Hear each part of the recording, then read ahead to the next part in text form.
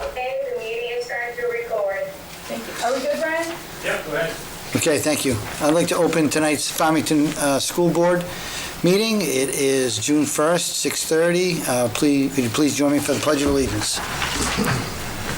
Pledge allegiance to the flag of the United States of America and to the republic for which it stands, one nation, under God, indivisible, with liberty and justice for all.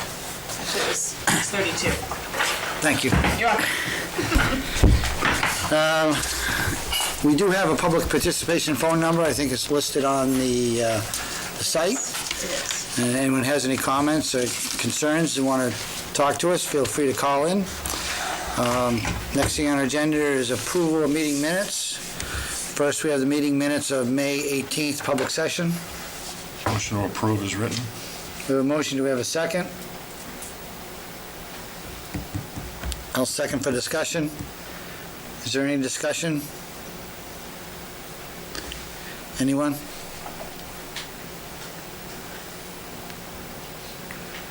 Not hearing any discussion. All those in favor of approving as written? Aye. Aye. Aye. Did we get everybody? I heard Joel, Stan, okay. I got it. And Josh. I did hear Josh. Okay. Next, we have non-public sessions, meetings 1 through 5 of May 18th. Does anyone have any thoughts on taking those together or any issues with them? I don't see one. Yeah, there's One- one sealed, is that, One was sealed, and really, all it states is that you discussed a student issue. So, do you have a copy? I do. Might be able to fix that if I can see the copy. Sure.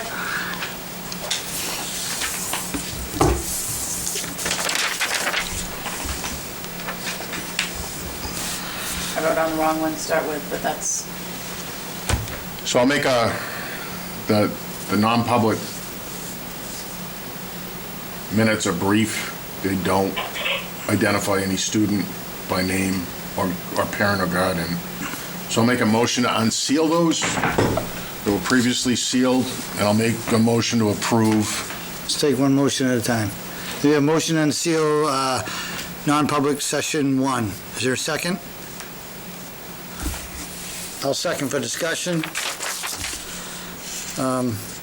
Tim is right, there's no information that is descriptive in any way that would need to stay sealed. I got it. Any discussion on the motion? Not hearing any. All in favor of unsealing those minutes? Aye. Aye. Then I'll make a motion to approve all 5 non-public sessions as written. Second. Seconded by Josh. Any discussion? I would rather than separate, at least 2 to 5 separately, because I have to do one. So your concern is with 2 and 5? If you want to take them together, take 2 to 5 together and take one separately, because I'd like to abstain from one because I haven't read them. Okay, Did we unseal it? yeah. Can we read 5 into the record? Do you want me to read 5 into the record, Stan? I thought 1 was the sealed one, It is. so that's the one I haven't seen. Right, but it's been unsealed, so I could now read it into the record if you'd like me to. It's short. Yes. The board met regarding a manifest educational hardship request. Mr. King motioned to deny the request, seconded by Mr. Shagnon. Motion passed 4-1 with Mr. Frida a no. Mr. King motioned to come out of non-public session 1 at 6:25, seconded by Mr. Brown. Board approved the motion 5-0.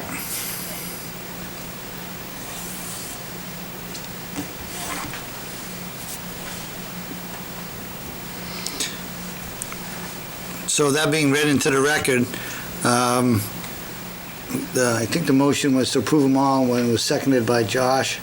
So back to discussion on that motion. Not hearing any additional discussion. All those in favor? Aye. Aye. Aye. So it's unanimous. Next, we have new business. I don't know if Ruth Ellen, Give me a second. Give me a second.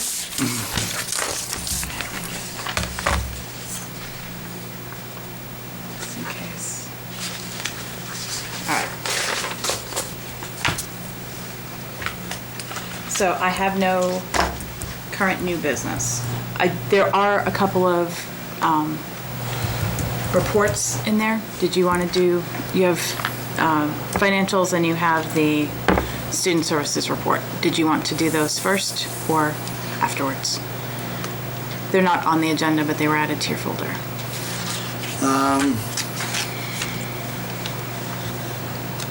well, under new business, I did have one thing. I forwarded an email to every member in Ruth Ellen regarding an email that I received from individual from a lighting company in Dover. I think I sent one also to Larry, but I got an automated reply, you were taking a day off or something. So, anyways, I just wanted to, like I said, let everyone know that I did forward that. He did call me, I did speak briefly with him. He said they were available to do a proposal if we wanted to. They did Rochester schools, and I believe he implied that they were currently in the process of doing or going to be doing Dover. So, seems like they certainly have some experience in this area, so. I've made a just couple of figured I'd phone add that. calls. We could discuss it in non-public, so. Okay. Okay. Next, you wanted to do some reports? We have student services. Is Ms. Danita with us? Yep. Yes, I am. All right. Okay, got it right here. Thank you. So you'll see in your report today, I've got a shout out to our special education team, which includes obviously our special education teachers, but also our related services staff, OT, PT, speech, guidance counselors, and school psychologists. It takes a cast of thousands really to make compliance happen. And it's even more challenging this school year because we're doing everything remotely. We're getting onto a Google Meets, sharing our documents via Google Docs so that people can put the paperwork together. I can print it out and then mail it home. Registered mail return receipt. So we have a guarantee that the parents have received it. And then if some life event should occur and they can't sign it, the child is protected because the district is permitted based on regulations to enact that IEP or eligibility via complied consent, meaning that the parent didn't reply, but our assumption would be that they would agree. You can see in some pictures there what our overall compliance is. We do have a few students we are still working on putting some meetings together for. But you can see down below by looking at Valley View, Henry Wilson, and Farmington High School that we're one of the few school districts in New Hampshire that is in any kind of compliance right now, working through remote learning and specifically special education paperwork and science issues in terms of meeting with parents and getting the proper documentation together. I do want to give specifically a shout out to Ellen Letourneau, who's our preschool special education coordinator and teacher, who has had an untold number of meetings. It seems like every day I've got a meeting with her, maybe two, due to transition from early supports and services into preschool.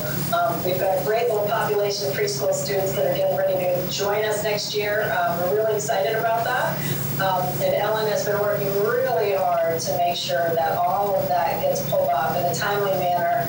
And that also takes the cooperation and help of our related service personnel, specifically Beth Fortier, Julie Landers, who is our school psychologist, is involved in all of those eligibility meetings. Kristen West, who is contracted with us through Strawberry Learning Center, Danielle Dalton, who is our OT, and has done an amazing job getting things pulled together for kids as well. And boy, I don't want to forget anybody, but I think that's all of them. And of course, guidance counselors and everyone else contributes to this. So thank you, some special education staff. You've done an amazing job. You'll see there too, our extended school year services. We are going to be running that remotely this school year.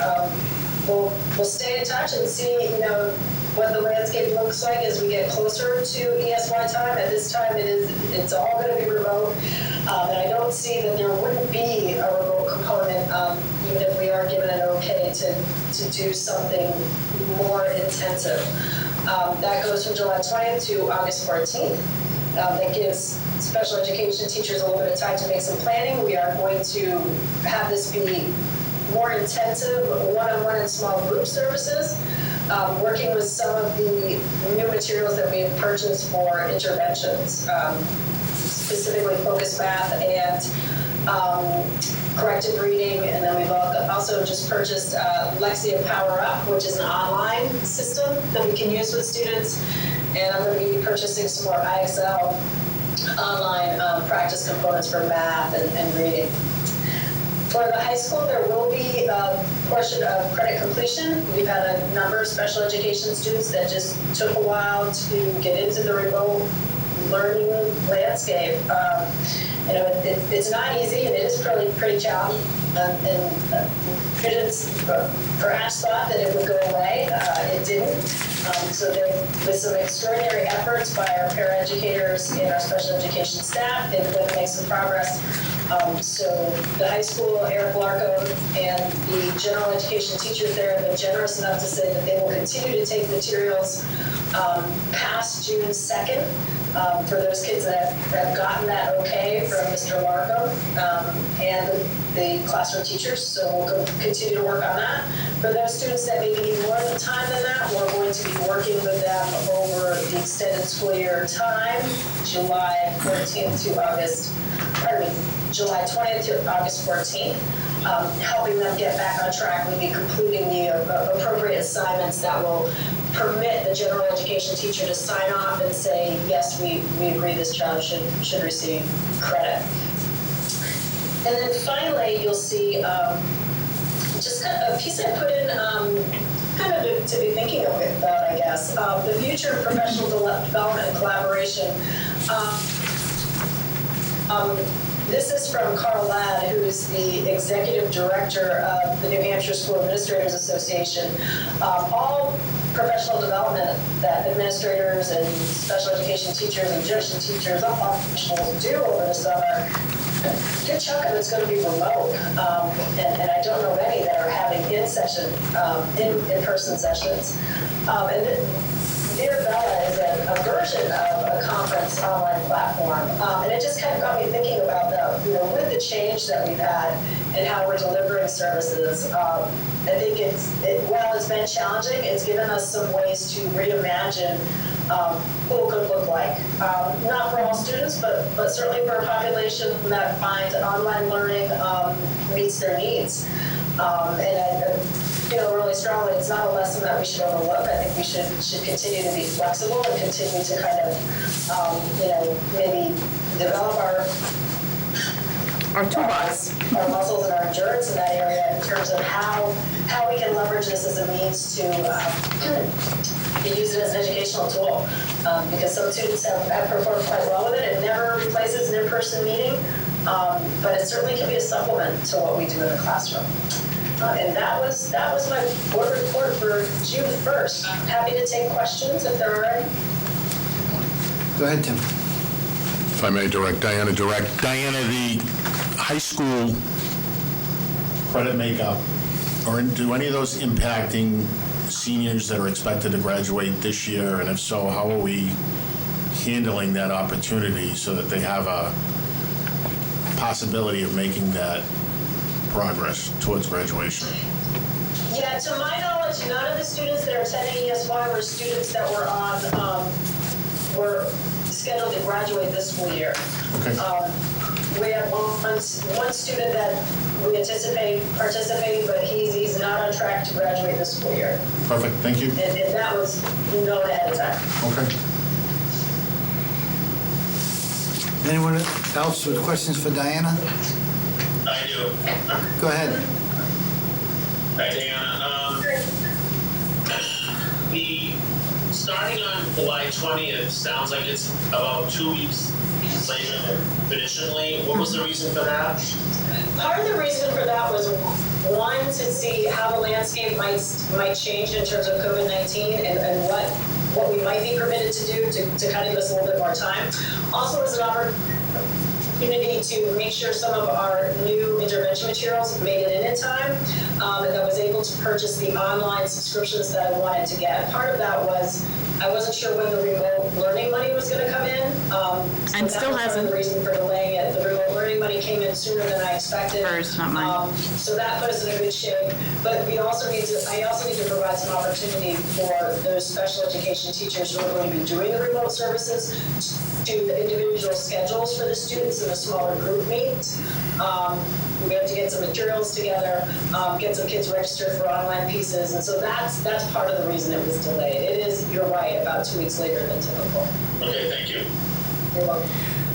I just want to put out a shout too with the compliance piece. What you don't see in the snapshot there is if you were able to see online and scroll through, there are a very small handful of private schools that are indicated in green, and then there are our 3 public schools. And Diana and her team have done a phenomenal job. I can't begin to say, that gives a small snapshot, but she has made sure that everything has happened exactly as it was supposed to, and thank you, thank you, thank you. You and your team have done a great job. Yeah, green is good, red is bad. So what you see on there is that are people that are out of compliance. We just really don't want to be in a position where we're trying to play catch up coming into the fall, not knowing what school is going to look like. Well, thank you. The other one you wanted to go over? Report? Business administration, and Jenna has the Yeah. the financials in there too. Yeah. So, and I believe she's on. Are you with us? Yes, I am. Jen said I was getting some feedback from my microphone, though. Are you able to hear me okay? We are. No sound? Okay, all right. So thank you and good evening. It's a pretty self-explanatory report. I'll kind of summarize it for all of you. The first part of it, we talked about some of our project updates. We have, as you know, we finished the install of the freezer and the walk-in at Henry Wilson. We have submitted our packet for reimbursement to the New Hampshire DOE a couple weeks ago, and we expect to get payment in full for that project, less a very small amount that had to do with some additional electrical work. But basically, we will be getting that hopefully within this month. I kind of touched on a bunch of the projects that we have ongoing at this time.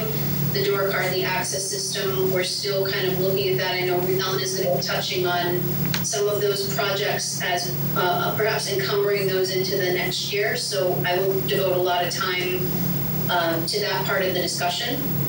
In this report, I also summarized for the board, I thought it might be helpful to kind of summarize our COVID-19 funding opportunities. There have been a lot of moving pieces and things have changed daily with, in some cases, with what might be available and what we need to do to get that. But we are following very closely the guidance and in many cases waiting on additional information.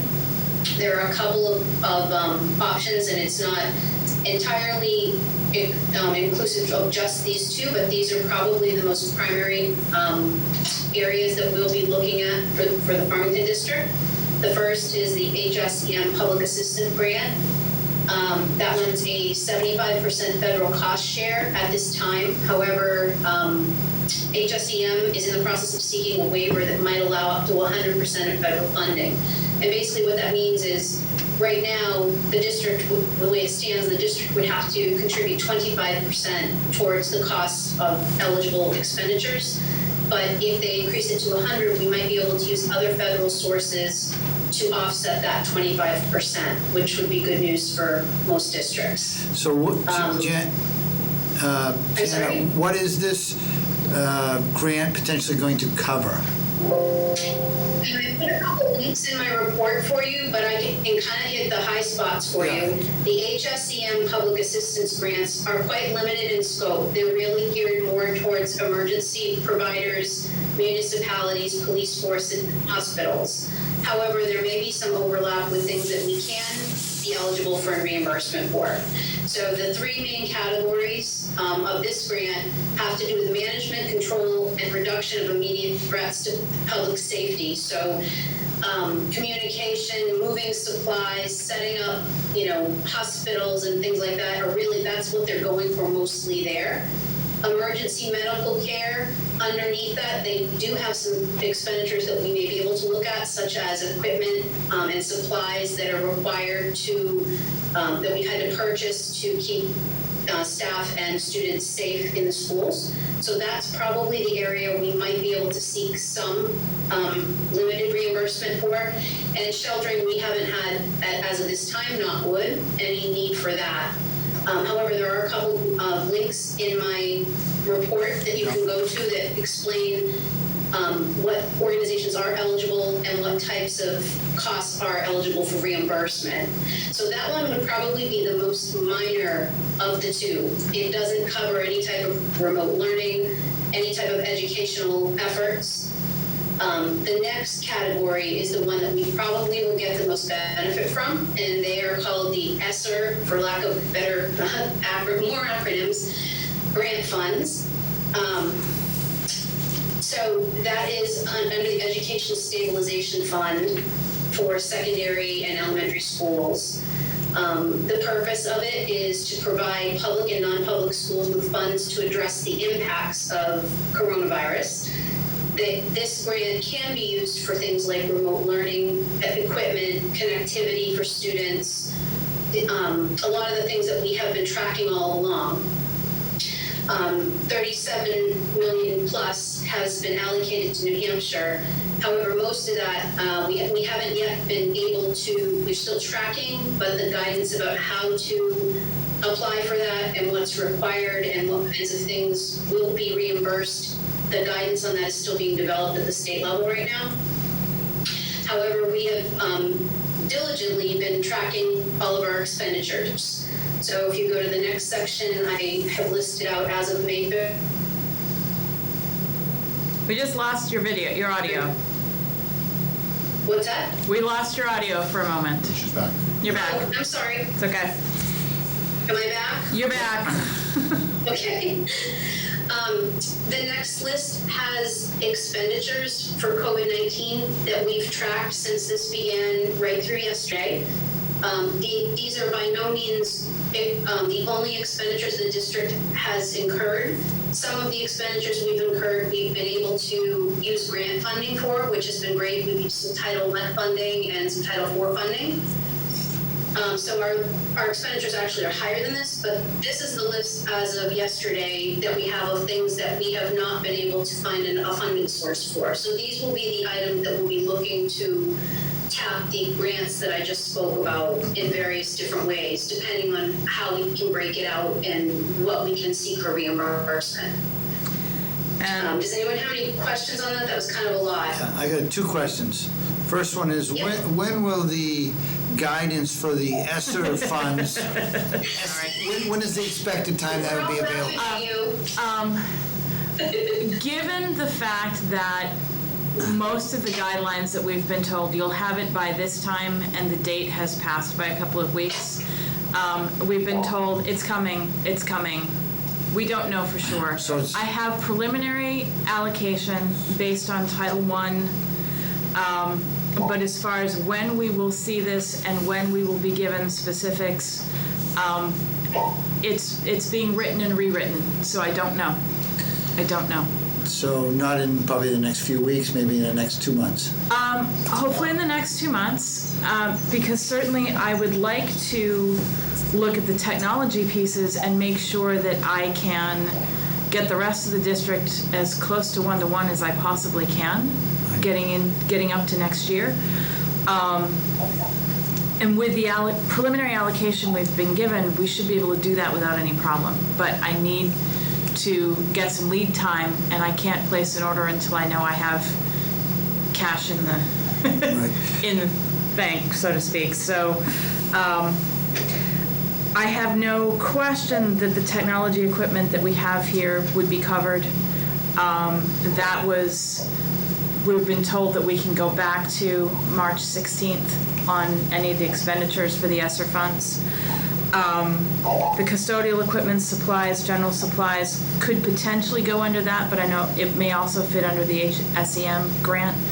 The HSEM grant may also be the one that the town would need to tap for using the building for voting and being able to get it, back in shape so we can get back into school. Now, where does these expenditures here on the list, wouldn't we, or could we put this on our FEMA list that we're submitting? FEMA, We have a separate list for that? FEMA could potentially be some of the custodial equipment as well. It will not do the technology equipment. And I think while we have made our initial placeholder for FEMA, I have a feeling that they're going to push us to the HSEM grant first, and then we'll see where that one fits in. But we haven't submitted any... Only preliminaries. They asked us for, what have you spent so far, so that we get a ballpark of what's coming. And what was that number, approximately? At that point, it was about $37,000, but that was about a month and a half ago, a little more than, so. So is this total of 56 including that 37? Yes. Okay. So this is the total sum including what preliminary we gave FEMA, which But may or may FEMA not... said a little bit of, and we know that not all of that's going to go for FEMA. So are we initially going to go FEMA and then on to the ESSER?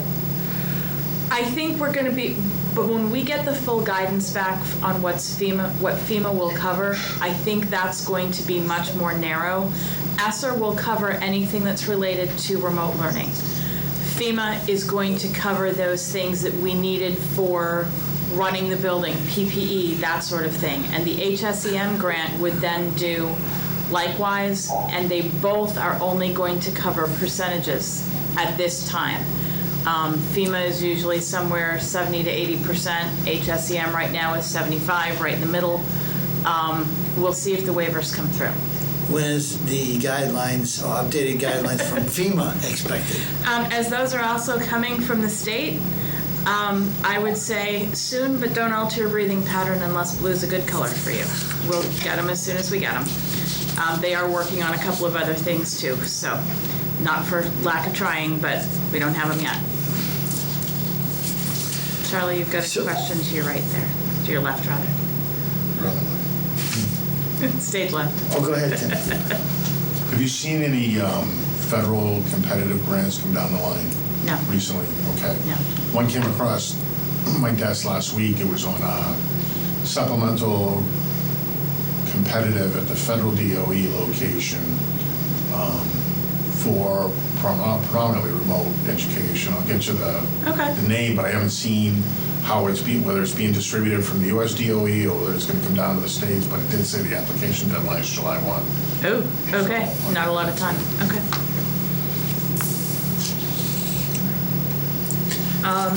And at this point, we do not have our allocations for next year. So that is kind of making it tough to project a whole lot out. Allocations as far as? For our federal grants, we've not been given, this is how much you get next year. I have what I have projected based on our trends over the last couple of years, but I also know that That is this? year is, what you have there is a grant snapshot of current grants and the expenditures to date and what was expended in the month. These are not, these are all the grants that are either ending currently or ending a year from now, but I've not received any of the new monies yet. So on this update of the current grants, the amount remaining seems to be quite a bit. Some of these too are, go ahead. I'm sorry, I was just gonna say, some of these, if you look at the end date, Charlie, some of them don't end until 9/30 of 2021. Okay, but say if I take the Title 1A, which the end date is 8/31/2020, there seems to be, there's a large amount remaining, and we think that that's going to be expended, and if it's not, what happens to Our that? title grants were all, with the exception of IDEA, our title grants, I believe, were all backed up a year. Were they not? Yeah, with the exception of IDEA, they have extended all of them. This is still the actual end date that they show, but because of COVID-19, they've offered some extensions. So And I also want to make the board aware that these are, when you're looking at this, you're looking at 1 month retroactive. So we do have expenditures that are going to be hitting this grant in June, or that are actually already in process. We have Title I is very salary heavy, and we have some teachers that take balloon pays, meaning that the last pay in June that they get is actually equivalent to 5 paychecks. So Those are coming. I suspect that is going to whittle down pretty nicely in June. And we are also, even if we were ending on August 31st, we are allowed to carry over up to 15%. So I think you're going to see some movement on that next month. But with the exception of IDEA, all of those, IDEA and the SAP grant, all of those move forward a year. David Brooks does not, because that's a private grant. All of the title grants move forward a year on the expenditures, so or on the allocation. So if it ends, Title I, if it ends August 31, 2020, it actually ends August 31, 2021, with an additional year to spend that if we needed to. The robotics grants also did not move. They Correct. are 6/30/2020. Yep. And we also have expenditures on those that are not reflected here. Yes, that's correct. We have some things that will be hitting that in June. Yep. Okay, thank you. You're welcome. Next, we have an old business, we have performance contract, and I think Ruth Ellen, you had some updated information you put in the folder? Okay, yep, I did put that in the folder for you. And, make sure I have that. And when were you able to put that in? That actually went in this afternoon because we didn't have that call until 2:30 or 3 o'clock this afternoon. So is it- So there's one that says performance contract priority items to the board for 1 June. That's the list that Larry and I have put together. And then there is a Siemens performance contract summary. They've cut back based on what their understanding was of the priorities that we had looked at, with a few other pieces in there. So Where are these? these are in the board folder. They are listed under performance contract priority items to board. And It's folder or, because I don't see it. It's on the main page, they're on the main page of the board folder for this month. right after the agenda.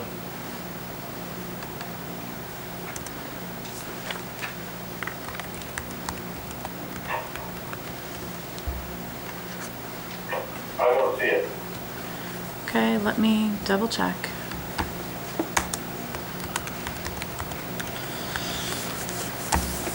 So in the main folder, I see 7 items. Yep.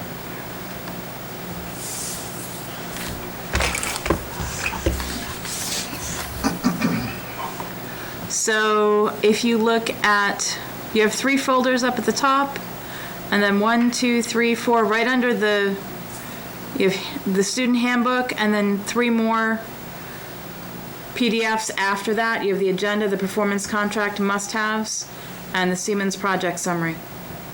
I only see the agenda, that's the last item on my list. Try refreshing.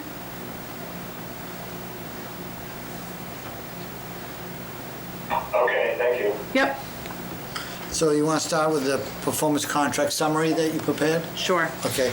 So the priority items to the board and I don't know if you want to come over and grab a mic.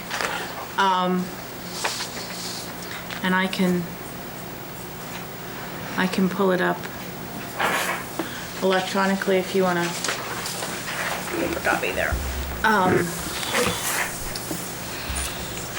So as we looked at the items that have been listed, and we did walk through what some of the rebates were. They've been updated, some of the savings, looking to simplify the presentation a little bit, because there's been a lot of data thrown, but trying to say, okay, what's the cost? What's the rebate?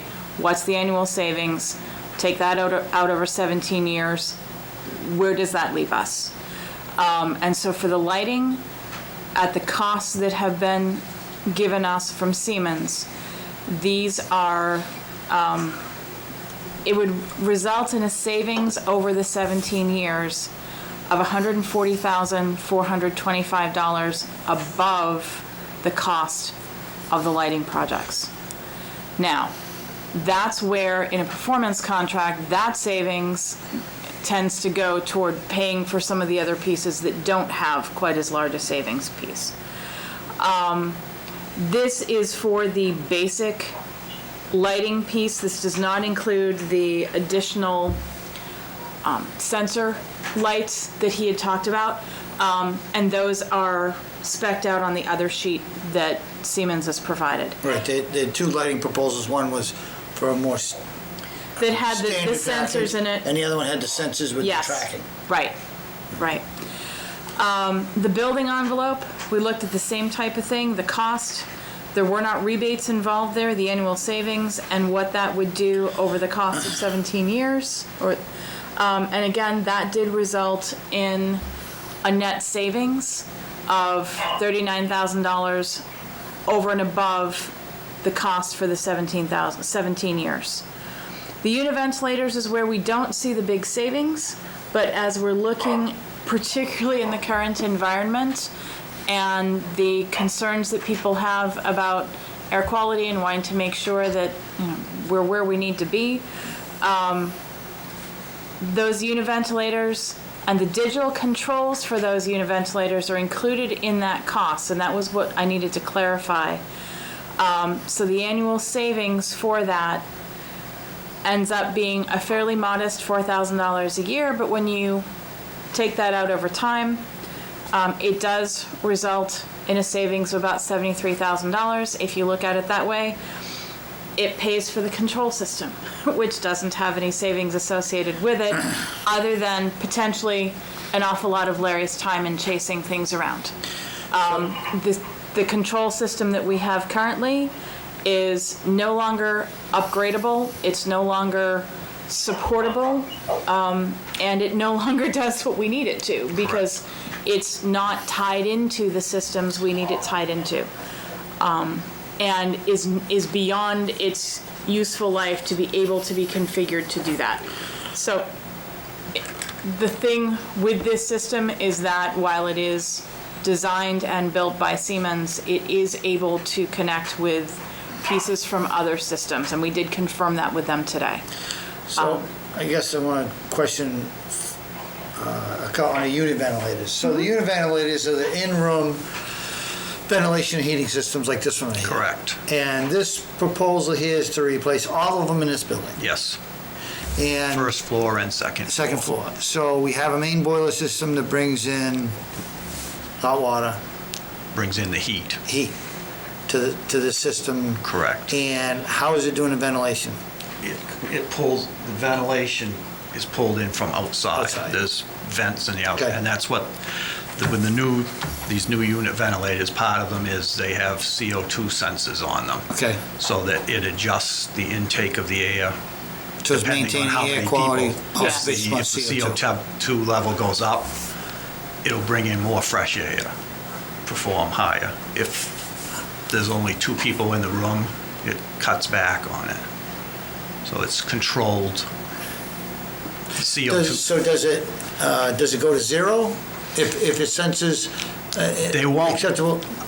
They don't, they usually leave them set so they don't go completely to zero, because you want you don't want the damper. The only time the dampers would close to zero completely is if we lose power, so there's no freeze up. Okay. They leave it, it's usually set at around 14%. That's with the ones currently. The newer ones would probably But I have a would- much lower setting on them. And so the cost, there was, what was the total, there was 16 and 13? There were 13 on the first floor and 19 on the second floor. So the total is 20, or 32. Are you looking at the cost per unit? It's like 15,000, Other right? ones. Stick up. I believe.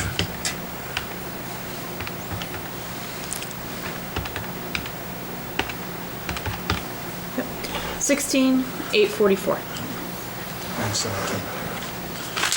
And this, the Seago software, that's for the all the buildings, or it's just this building? It would be all the buildings. It would tie into all the buildings. And that's why with part of it, the expense, because they have to actually build the program Yeah. to the as far as the software. Modules. Yeah, So, the system we have now is connected to all three buildings, yes. but it's not To- as functioning as it would. To a degree, each one works in a separate way in the system. So if we go and upgrade this Seago software, what additional upgrades are we gonna have to do in the other two buildings to get it fully functional? Just on the software side. We would probably need to do the DCV The DCV pieces. at the Valley View, Right. which that's on the bottom here. That's the 66. Yeah, that's at the bottom. That was part of our other conversation this Because afternoon. that would be the additional thing of adding CO2 sensors to those existing units and stuff with the software to control those. So if we did that, it would end up, it's a $66,000 cost to include that. The savings over the 17 years brings that to a cost of, at the end of the 17 years, of $19,732. And that's just upgrading the existing unit ventilators with CO2 sensors and digital controls. CO2 sensors, upgraded digital controls to get more control of Of the what's basic there. system. Because those are currently air controls? No, Those are DDC controls now, DVC. but they're on the Insight system too, so it's, So is the Insight system gonna go away and Yes. replaced by the DeSigo? Yes. and the that's where Insight you system- see obsolete control panels on here, the 24,000, that would be the replacement of the panels at Henry Wilson, which are basically the really obsolete ones. They said that the Insight system has been in place. I don't know that we've had it that long, but the software's been up for 22 years. So it's time for an upgrade. Then those obsolete control panels, they're not the air system control panels. They're tied into the air system So is for the roof units, for the roof. No, I was thinking the air control circuitry. What building is that in? That's this Henry- That's building. here, That's okay. right, yeah. So, yeah. The pneumatics, yeah. Pneumatics, okay. So the 24 and the 66 would be to get the other two buildings tied into the DeSigo as well and ready to go. And I don't have the savings on that one. I will look and see. I think it's in the panel here. So let me see. I think that was on the Siemens project.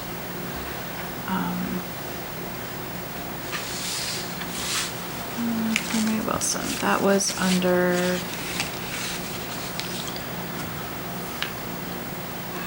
so upgrading the controllers, actually, they don't list a specific estimated yearly savings, although, On the controls?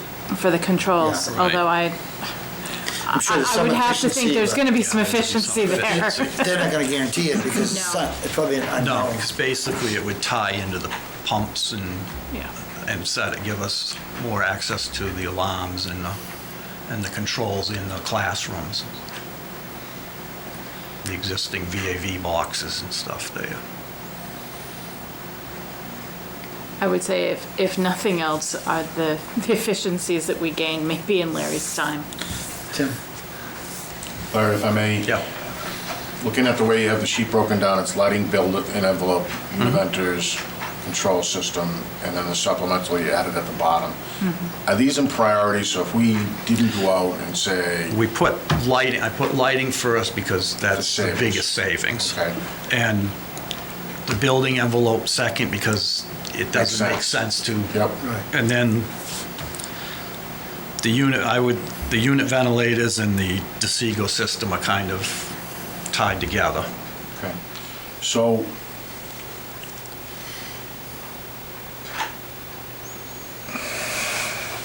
if we said we want to look at doing the lighting now because that's the most significant savings, are the other categories, I know you've got them priority, but I'm kind of looking at timeline. Do we need the univentilators done before this winter? Is it something that, Well, the univentilator right now, it's a 14-week lead time just to order it. them. okay, Is that currently now, or that was what it was 2 That's months ago? currently as current. of today. So it could be that, if not a little bit longer. Yeah. Right. They And- did say that there was a possibility that if we were to do that, that they could potentially do some of that work second shift so that it wouldn't be interfering with class times if we're back in class. Part of that too, though, may be dependent upon whether or not we are also doing the Right. second shift. So you got building envelope improvements that could be done, I think, this summer. Univentilators is a big scheduling issue and maybe could be done. Maybe at least before snow flies. What is the lead time on the DeSigo software as far as it being done? I'm sure it's not right away, it's probably, It's Yeah. not right away, and they've It's got to be 2 able or to 3 tie it months into the Right, they'd have pieces. to be, it would be basically being done in conjunction, the Right. tie-in with the univentilators. yeah. I would, they may be able to bring pieces Yeah, online but as it's they basically, go. they're gonna have to build the interface, so it's gonna be after the install. Right, and they'd have to replace the panels as if for us to.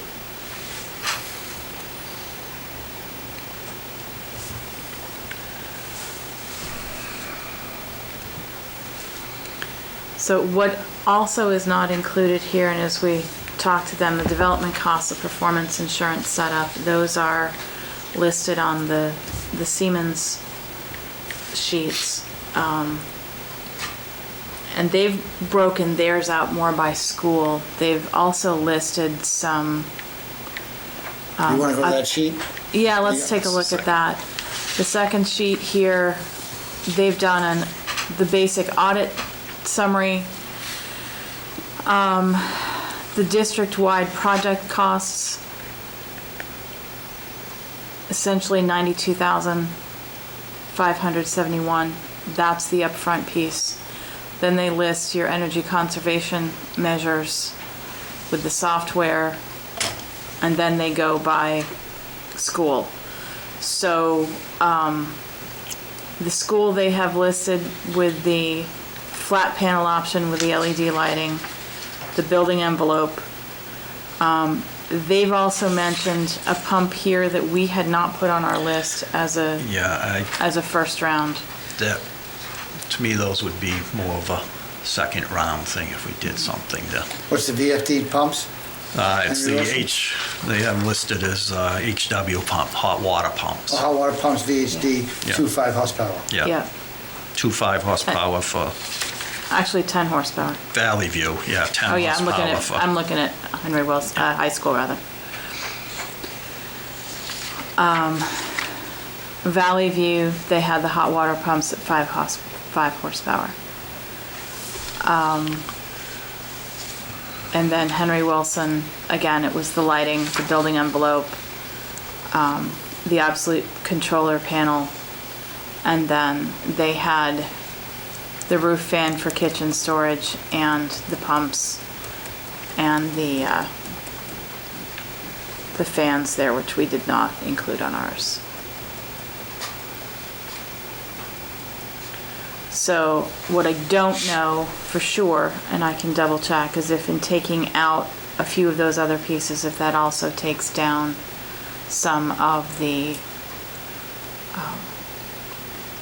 overall costs at the top, because if their performance bond is for less of an upfront project, does that drop the performance assurance cost? It might not.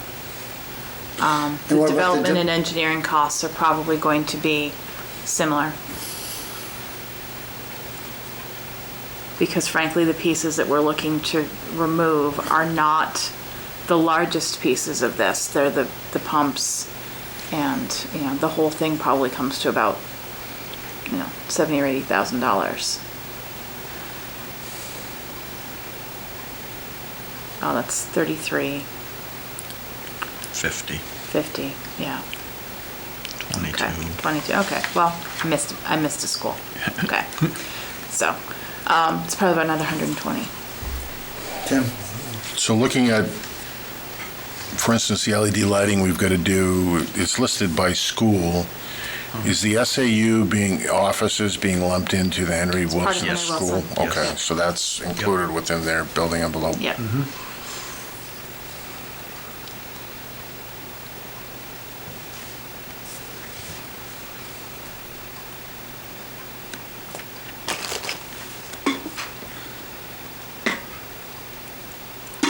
So, May? Go ahead.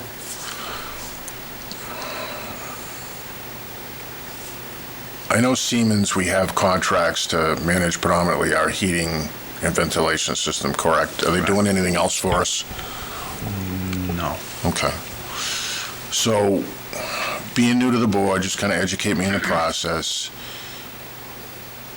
We went out to bid for a performance contract, correct? And we got one response, which was Siemens. And from that one response, what action was taken from the prior board? So we went out to bid, we had one response. Did they approve a bid? Did they? They They placed it approved on. putting on the warrant. They approved putting it on the warrant to have that go up. We had the engineering study Ongoing. down to, zero upfront cost, and they approved putting it out to A warrant a article? warrant to see if that was something that the town was willing to have us move forward with. And the taxpayers authorized this board to make a determination whether we want to use a performance contract or not. Well, the town approved moving forward with the performance contract. Okay. To what extent was to be determined? Correct.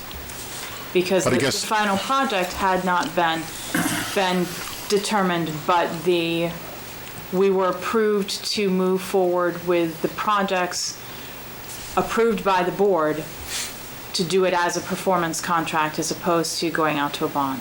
Okay. So I guess my question is, and we'll take the roofs, for example. We go out to bid, we get 3 copies or 3 replies from different companies. And at some point, the board says, okay, we've reviewed the bid, we're going to award this contract to XYZ company. In this case, the prior board received 1 bid. They went to deliberative session, but has anything stopped, or has the board taken any action to say Siemens is going to be the company that's going to do our performance contract? What would prevent this board from saying, hey, we want to go back out to bid? Where's E.F. Johnson Controls? Where's, some of the other competitors that didn't reply? Well, feel free to jump in, former board members. I would say at this point, we did Plus go they out to were all bid. They had the notified. opportunity. They were notified, did not bid. But did we award a contract as a board, or the prior board? We have not done a contract that has a scope of Work. project. Yep. We have said, we have an RFP.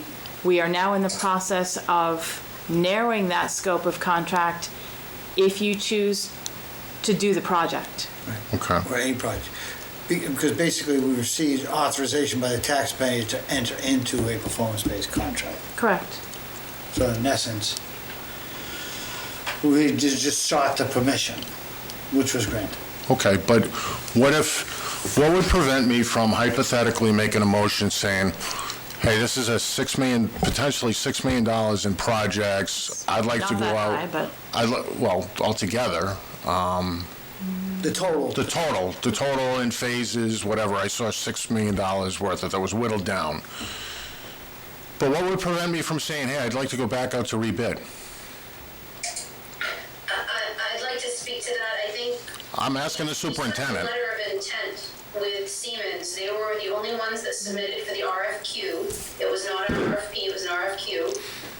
They submitted, we had the previous board interviewed them. They prepared their proposal. They heard from them multiple times. We signed a letter of intent, Ellen signed that letter of intent with Siemens With the back in board's the fall, permission. contingent on taxpayer approval to move forward with the concept performance contracting, which the voters approved. Okay. But the scope is yet to be determined, Correct. the final scope. Final scope is yet to be determined. Well, What- for me, go ahead with that. Okay, to answer Tim's question, while yes, the board absolutely has the authority to say, we're going to walk away. Having received exactly one bid at this point, while we certainly could say, going to go in a different direction, to turn around and then put it back out to bid, frankly, Siemens could very well go, okay, They can do that at any time. Yeah. yeah. But for me, I think some of this stuff makes sense going. So do I. And I'll use a perfect example. On the lighting, I mean, that's a very big portion. The savings are the savings, but the costs are not necessarily the cost. I mean, the savings are going to be based upon energy efficiency, LED lightings, and the rebates. So the cost of implementation of fixtures are the variable in that case. So for me, And we want to make sure we get the type of fixtures that we need. so for me, it's reasonable to say that we could consider saying, we'd like an additional bid to use to weigh in against this to see, is it competitive, does it make sense, or should we look at? But when you get into when you look into some of the other things, the management software, the heating and ventilation system, like on the first page, you take the first one, the lighting, I think that's something we owe it to the taxpayer to make sure we're getting the best value for the taxpayers. The rest of it, it all has to work together.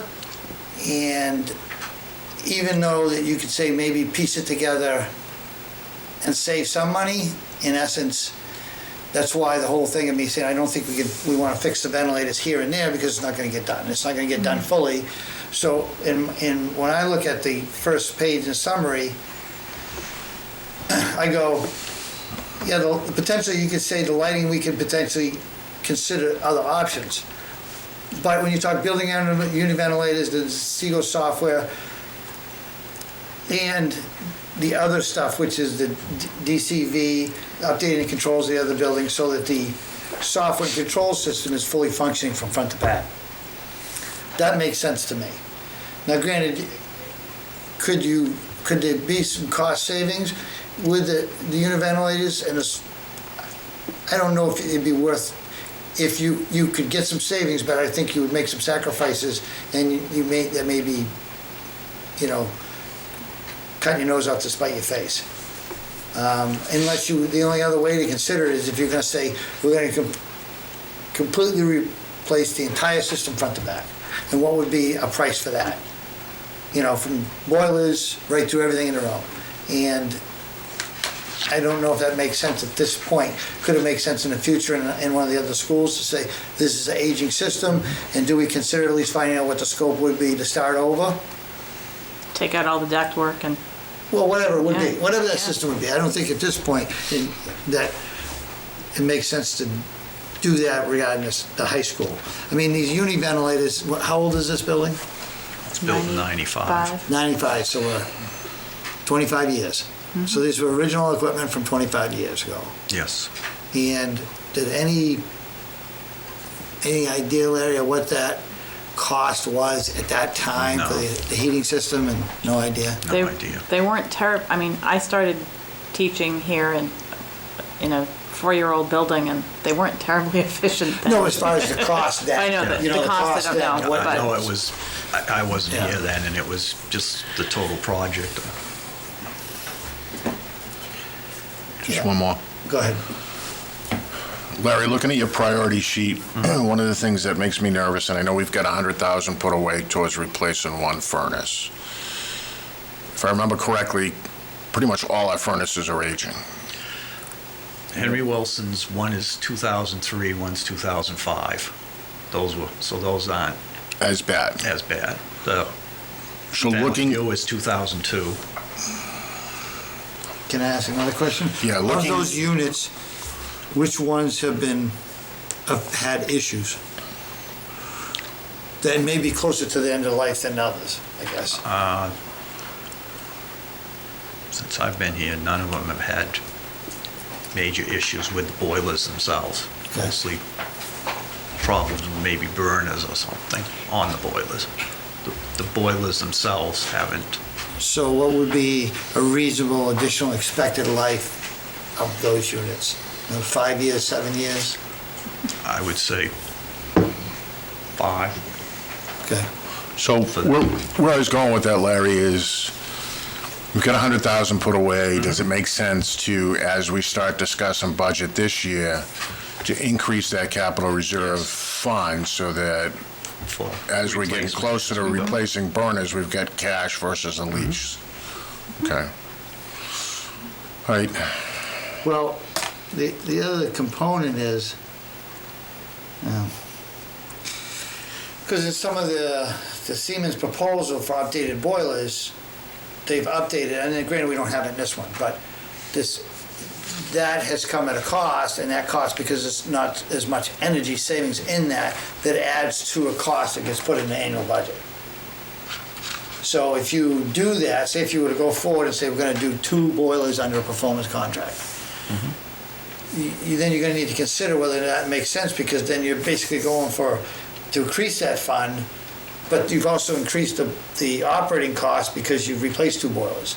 So that may, in some ways, need Not to. necessarily, I don't think you're talking about putting it in the performance contract, you're just looking at if we need to do Putting it additional down. money in capital reserve. Right. Right. But as you And- enter in this, say if you would do some of that performance contract, then that number may not need to be as high. But, Potentially, or we look at, if it were, say, if we were to do it now with one of them, which I know isn't necessarily on the table, do we take the 100,000 from the capital reserve to put toward this upfront to lower that cost Right, over time? over time. Which could be done. I mean, you could say we're gonna take that 100,000 toward this cost, we're buying a new boiler, but it then kind of mitigates everything else as you go too. Because on their second proposal, replace one oil-fired boiler with the same, 0 savings, 0 rebate, that's $90,000. Which we would be able to do for the cost of, we would have enough in there now to replace one of them at that. Now, I don't know that that's necessarily the best way to do it right now, but if we were to move forward even, if that's their basic cost for doing a boiler, it may be something that we could look at too, if 5 years down the road, we wanted to do 2 of them separate from the performance contract, but had that in the capital reserve, you just do a boiler project. yeah. I mean, in some ways, the cost is a cost and the savings are the savings. So, I mean, if you looked at this, if you were to say, if you were in a competitive bid situation on the lighting, and you awarded that to somebody else because it was less cost at the same savings, you still have the same cost for the building envelope, the unit ventilators, the Seagull software, that has to get borrowed and paid back on a 17-year schedule. So, Correct. And even though it's not paid for, it's paid for by the savings, it still has to get done. And you're Correct. still basically getting it done and putting it on a longer-term payout to get it done. You Unless- are, but what you're Instead doing- of saying we're gonna go to the taxpayer and say we want $500,000 to do univentilators in the software. What you're doing is you're doing it out over time, and you're leaving your budget what it is. You're having savings each year, so that amount of you've budgeted here, it's costing you less, so you take that and you're putting that toward. What it does is it prevents this spike in your budget of a bond And that sends it that up. lighting savings is gonna come from no matter who you use.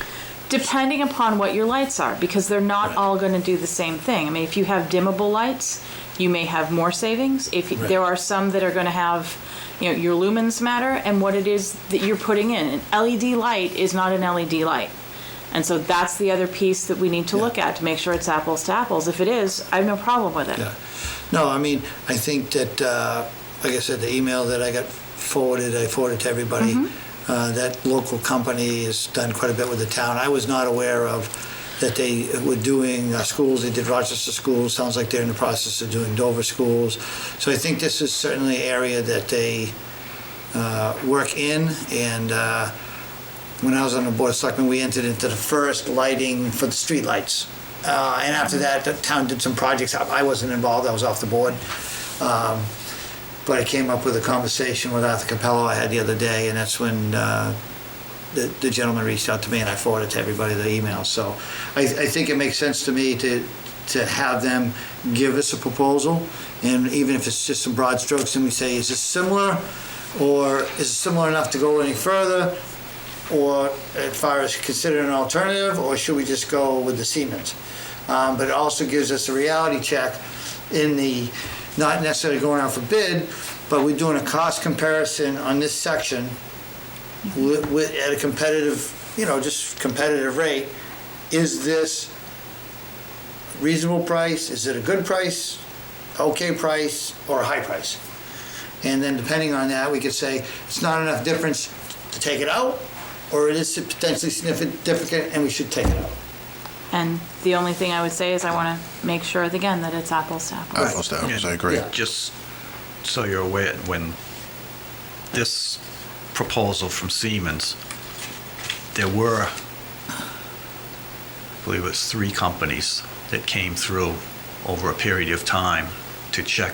They basically, we took them through, they checked every light in every school. That was the electrical subcontractors. Right? Yeah, that was the ones Yeah. that bid. There were three different lighting companies that came through. And they had, I think they had 2 of them that made it to the final? Or was it all 3 or was it 2? I thought it was 3, but. Okay, it might have been 3. I thought maybe 1 didn't make it for some reason. So, Go ahead. and excuse my, I guess ignorance, I'll call it. The town did an LED lighting program. And basically, it was kind of funded, my understanding, by Eversource, where their electric rates remained constant for 5 years, which paid for the project. And then at the end of the 5-year term, they saw the savings within their bill. That was for the streetlights, correct? Yes. Okay. Yeah, those- Eversource doesn't do that type of project for schools. For schools, They do okay. that for municipal for the streetlights. Yeah. We don't have that capability through Eversource. Okay. No, So- but speaking with a gentleman today, because I did ask that question about the funding source, and he talked about a program which is basically other entities involved with public service to pick up the funding portion, whether it's similar to the performance grant. I'm not going to speak to it. Right. But depending on the project, there's a couple other options. I mean, here we're basically going through a bank funding. And it's, And- I believe and- it's similar. It's similar. Well, I don't want to speak to it because it's not, We're not there. in the streetlights, it was different. In the other projects that they did, I think they did it differently. It sounds like there's at least 3 ways to do it, and I don't want to speak about it because I'm not screw it up. Okay. But there's a couple different ways. In the end, it's really, what's the cost, what's the savings? Yep. The rebates are based upon per unit, no matter whether the unit costs $500 or it costs $50. Rebates are typically by unit to maybe some, depending on what the What the magnitude What is. the magnitude is as far as the savings, and maybe some of the features, maybe some of the smart lighting has a higher rebate because the light goes out. I can't speak to it, but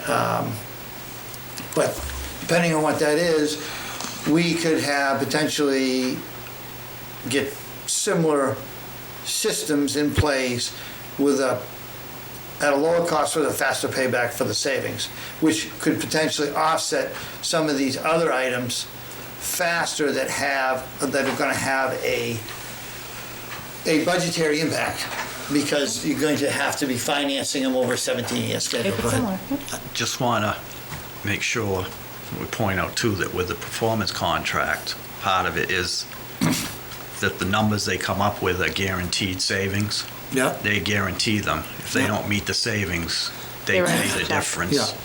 No, And- I understand their approach. No, Well, but there are that's not there are just school them, that's districts anybody that does a have done performance. other lighting moving to LED that did not see the savings and have since gone to a performance contract either with Siemens or others, because when they went with a private contractor, it didn't work out so well. So I want to make sure we're looking at apples to apples before we jump just because it's a lower price point. We don't If know it's what it this- is. Right, Yeah. we don't. Yeah. If it ends up being the same or very similar, Right. so be it. I mean, But I if think it's not, then it's at least good to know that in this area, because really, when you go from Newmarket to Farmington, you have, it seems to be, you have at least these two players in this area of lighting upgrades in schools. Because, and that gives us, competition is always good for the consumer.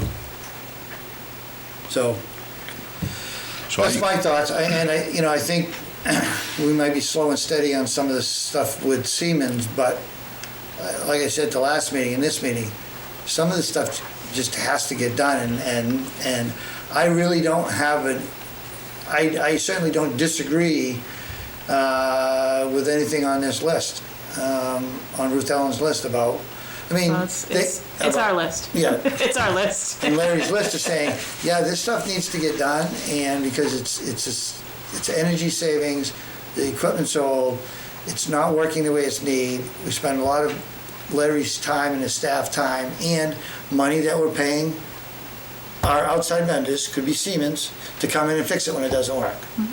So that savings isn't in there either. Correct. Because when you've got Right. and if we put this in, I assume, A new because, system shouldn't need as much work on and it. because they're putting in, under the performance contract, they're obligated to make sure that it's running and running well for a certain amount of time. Whether Otherwise, it's a we don't year see or our 2 year. savings. Right. So that gets you some of that annual service bill that we have should be reduced. To what extent, Larry, can you probably estimate it based upon what? Mostly right now, all we have with them We have is a contract. is a PM contract for the boilers and the unit ventilators. doing So the unit PMs. ventilator, if you looked at the last 2 years, the unit ventilator We've only had it services. for 1 year. We don't Okay. have- So, in the last 2 years, yes, we've had them come in and do a lot of PM service to them. Right. So we haven't had as many service calls, but a lot of the service calls are for the actuators and stuff on them that Right. are old. Right. So, I mean, you could probably look back and at least Yeah. in the short term and said, yeah, we spent $3,000 last year Yeah, on more unit than Yeah, that. service. yeah, this year and that year, Yeah. so, Yeah. this much before the I mean, that's service the contract, savings this that's much gonna be in after. there, because, and if we don't replace it, we're just gonna incur that cost, and sooner or later, it's gonna be, well, that unit's dead, and you're gonna have to replace it anyways, and that's, so that's, yeah, I mean, that's some of my thoughts on it. I mean, some of the other things that they've got on their list, I mean, well, Larry he gave us his list. Some of this other stuff, it talks about the run force pumps. Yeah, those are the circulator pumps Yeah. at Henry Wilson. Yeah. I mean, and some other things that you would probably have in a second wave. And for me, I think that would be the time when we would say, okay, let's wrap our head around what we're gonna do with boilers. Even if it's you take You know, So- you take the school that needs it first and say, okay, what makes sense to do it here, and then do that with some of this other stuff. And if you're gonna replace the boiler, do you replace the pumps at the same time? Because definitely, that, I yeah. mean, it just makes sense. So looking at the performance contract, Larry, we'll call it Larry's list. At the bottom, it says I think grand it's total. alliterative. Bottom, it says grand total, $1,568,610. Is that, and then there's another grand total next to it that says 284. What, to So- do everything on this list, what would the grand total? So, The grand total, the 280, go ahead. no, the 284.05 is basically the final cost over the 17 years. Because you've got the savings in there Okay. over time. So The this- grand total is what you're paying up front. That doesn't include the two costs down below, which are the 24 and the 66 for the obsolete control panels and the DCV for Valley View if you're gonna do the whole DeSigo system.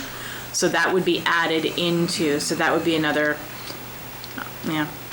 $89,000. So you look at it, the savings, the difference between 1.5 or 1.6 million and the 300,000, which is the total budgetary impact, because. That's a good way to put it. It's the budgetary impact.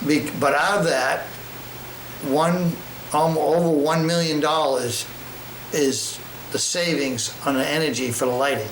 So when you look at that 1.5 or 1.6 million, over 1 million, almost 1.1 million of that, no, it's probably just 1,050,000 is savings over 17 years for the lighting.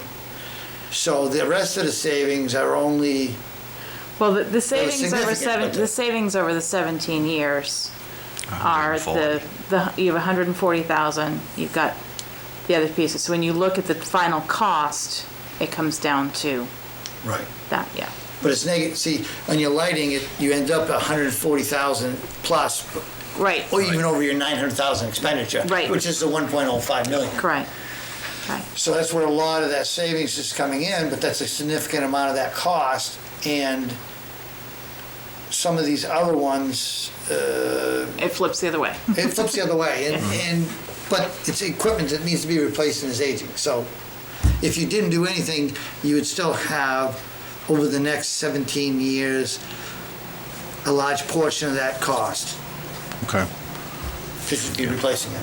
Go ahead. So for the mathematically challenged, looking at Larry's list, if we were, and I think everything on this list has to be done, and I agree with Charlie that at least 3 of these most likely will go to Siemens. Probably 4, depending on how our pricing weighs out. Can we break this down so that the way the performance contract works, we have X amount budgeted within our budget to pay for these.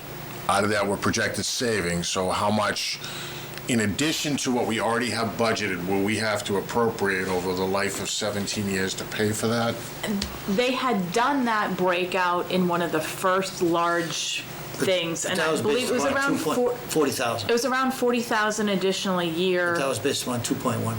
Yes, it was based on a higher project amount. That's what I'm saying. And it was, I think it kicked in after year 2 because we Right. had some savings in the The initial years. rebates and Yep. everything were being applied for the first couple of years. So I'd like to that would be, it will be less. I can go Right. back and figure out exactly, he sent us So a you- couple of different versions, so I want to go back, but for the conversation piece, this made more sense than trying to go. So No, I if you agree. prorate it over 17 years, it's $16,700. Because you got $284,000 as your net tax impact. So it'd be 17, unless I'm Yeah. doing something wrong, divided by And- 17 years. And so it depends upon, I mean, it may not hit completely equally across Right. all years. Yeah. But yeah, the basic, it's probably going to be at most $25,000. Okay. Because So- on the first 2.1 million, the stuff that's subtracted here, a lot of that didn't have a significant energy savings. Savings, right. Right. So that's why it ended up being another Right. $20,000 per Now, month. that doesn't have the other, almost $90,000 included with it. So the 24 and the 66, that would need to be, yeah, that is 90,000. So that would need to be added to the 284. So that comes up a little bit higher. And you're referring to the, So when you look at the Bond. bottom two, so the, you oh, have, the bottom two, sorry. Yep. You're right. so that's another $90,000.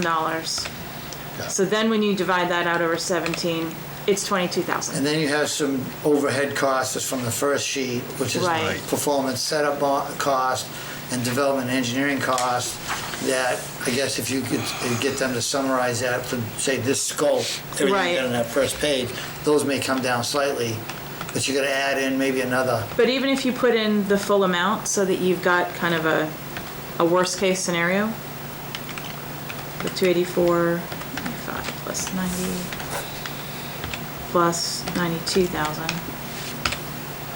divided by 17 gets you to 25.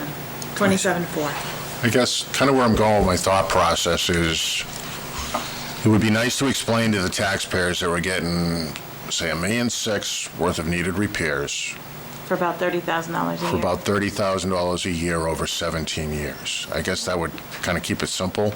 Yeah, that's gonna be more than 17. Which, yeah, well, if. For these, right I'm now looking at it's these projects here. It's a 17-year right. Lease. project, it's a 17-year loan on the, Yeah. on the performance contract.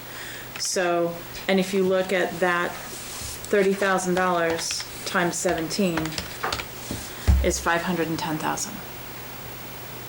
And that's rounding up on everything. Yeah.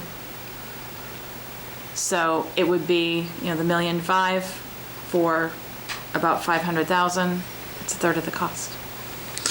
And there'll be some, But most of that's paid through, is through the lighting savings. right. Correct. Yeah. It is. I mean, if you don't do the That- lighting project, Right. this kicks you. It doesn't Well, make yeah, sense. because you basically, that's in the black. Yep. And it may, Completely. That, and so is the building envelope, for that matter. yes, that's, So those two are the no-brainers. yeah. It's basically going through and tightening the buildings up so that we're not just throwing heat outside. Yep. Right. It's not doing the windows at Henry Wilson. Right. It's It's not fine. doing all the It's doing not the including the build- windows at Henry Wilson for the building envelope. So that, when we talk about tightening up the building envelope, it does not include the windows there. And what, you're talking about all the windows or some windows that were slated in their report? They were going to look at replacing the front windows. The front especially. facade. Yes, the front But facade. in their proposal, it was $380,000. Right, and they couldn't, They and we couldn't couldn't narrow get it people down. out here because of the COVID. Right, to and look at they had bids. no energy savings listed, even though there would be some. There would be some, but yes, but They couldn't quantify it. Right. Right. In their So- proposal. Yeah, there would be That's- some just based on the fact they would not necessarily be open all the time to try to regulate things. So, Okay, but if we consider the Larry's list, yes, then that's gonna help a lot. by how? Because just being able to regulate the temperature within the rooms using the Desigo instead of having to say, Yeah. open the windows because you're 4 things down from where that kicks in to say that, yes, you need more heat. And also finding out by going around and doing some of the audit when they were looking at the different buildings, we found out that like Yeah, the bare front, cement. basically the front heating panels at Henry Wilson, they're in a continuous loop. So you have the circulator pumps pumping the hot water through the pipe. Well, when they designed that system there years ago, whenever they put it in, basically the return line has no insulation on it. So basically Right.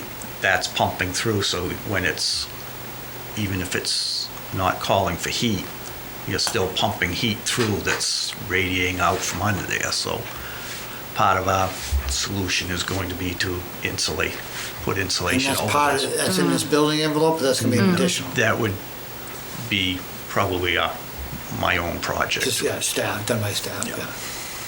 But certainly needs But it to, would cut, it'll in help. everybody's opinion, it would cut back on the, where you have the sun shining in on those windows most of the day, beating through, heating up the room. So even though it's not calling for heat, like you say, You still got heat you going into the still got room. you still got the heat circulating through the pipes, even though it's not coming through the registers per se. It's running Still through, circulating. so it's radiating into the room. So you'd be insulating the incoming and the outgoing. Yes, the outgoing, the supply lines are insulated Okay. down by the floor. It's the main return line for the loop that wasn't. And not sure why. I know that it's part of it's because it's right near the fin tubing on it, I believe, right under the fin tubing, and they probably decided whoever, I mean, Well, if it's a system that's been in there since the 50s. And it can't be easily changed from a, because you're saying it's continuous, There's 12 loops in it, 12 loops that are continuous. yes. And there's no way to change it to be not continuous based upon the design of the system? No. Because then you would, if it's one of them called for heat, there's none circulating? There's not circulating through the fin tubes, but it's still circulating through one main line that feeds Right. them all. It wasn't Yeah, perhaps it's the an most interesting efficient. system. Well, So, designed when oil was cheaper? so I guess where I'm at is, I'm okay with Siemens on the building envelope, the unit ventilators, and the controls and the other projects we added at the bottom. I'd like to see, hopefully within 2 weeks, comparative pricing, apples to oranges, on the LED lighting, because that's where we're getting our biggest bang for our buck in savings. And the biggest cost. And the biggest cost. So if we bring, the savings up but the cost down, or savings stay the same but the cost comes down, that takes that yearly appropriation over the performance contract down based on our savings, Potentially. potentially. Or it makes... Or it justifies it. Or it's going to be, it's going to be so close that we say it's not worth it.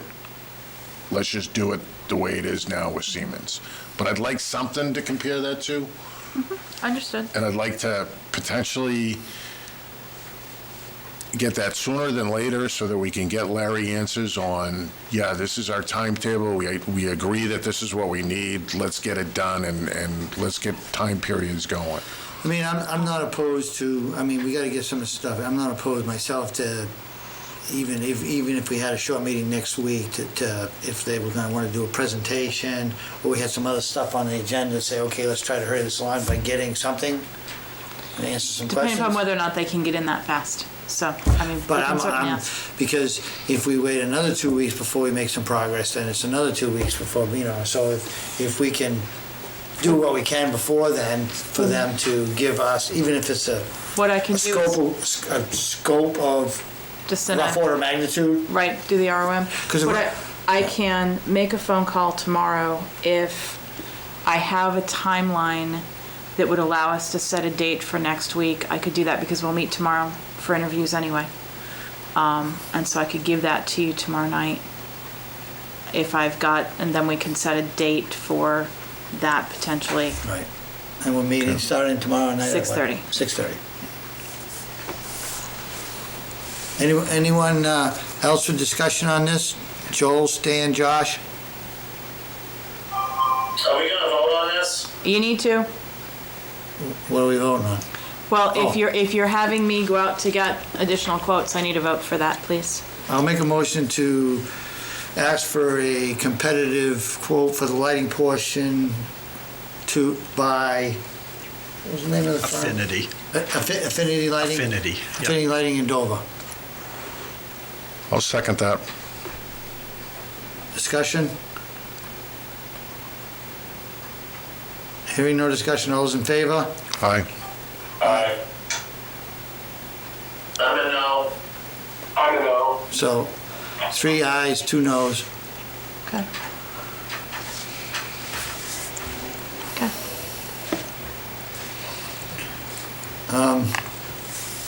Anything else on that? Not at this time, because you're not in a position to determine the full scope at this point, which means that you aren't going to be able to accept the funding quote that you have, which expires Friday. Yeah.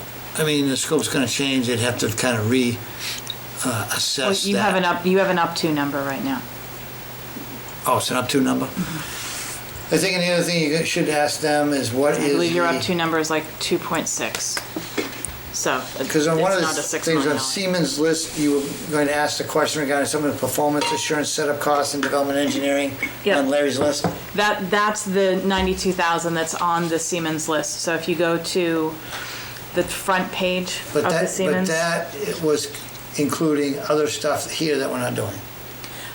It is. So worst case scenario is the 92. Right. And that's what I kind of put in for rough math, when I was just figuring when I came up with the 27 per year. Right. So- That number might be reduced and need It to might be reduced slightly. I don't know that the engineering costs of those particular pieces are the major parts of this. But so I think probably the engineering costs are more in the Preliminary. well, in the lighting and the vent, And it could also be in ventilation the and those boilers, but pieces. that's out of here, so I don't. Right, right. Yeah, and this is reduced from what it had been when the boilers were part of the.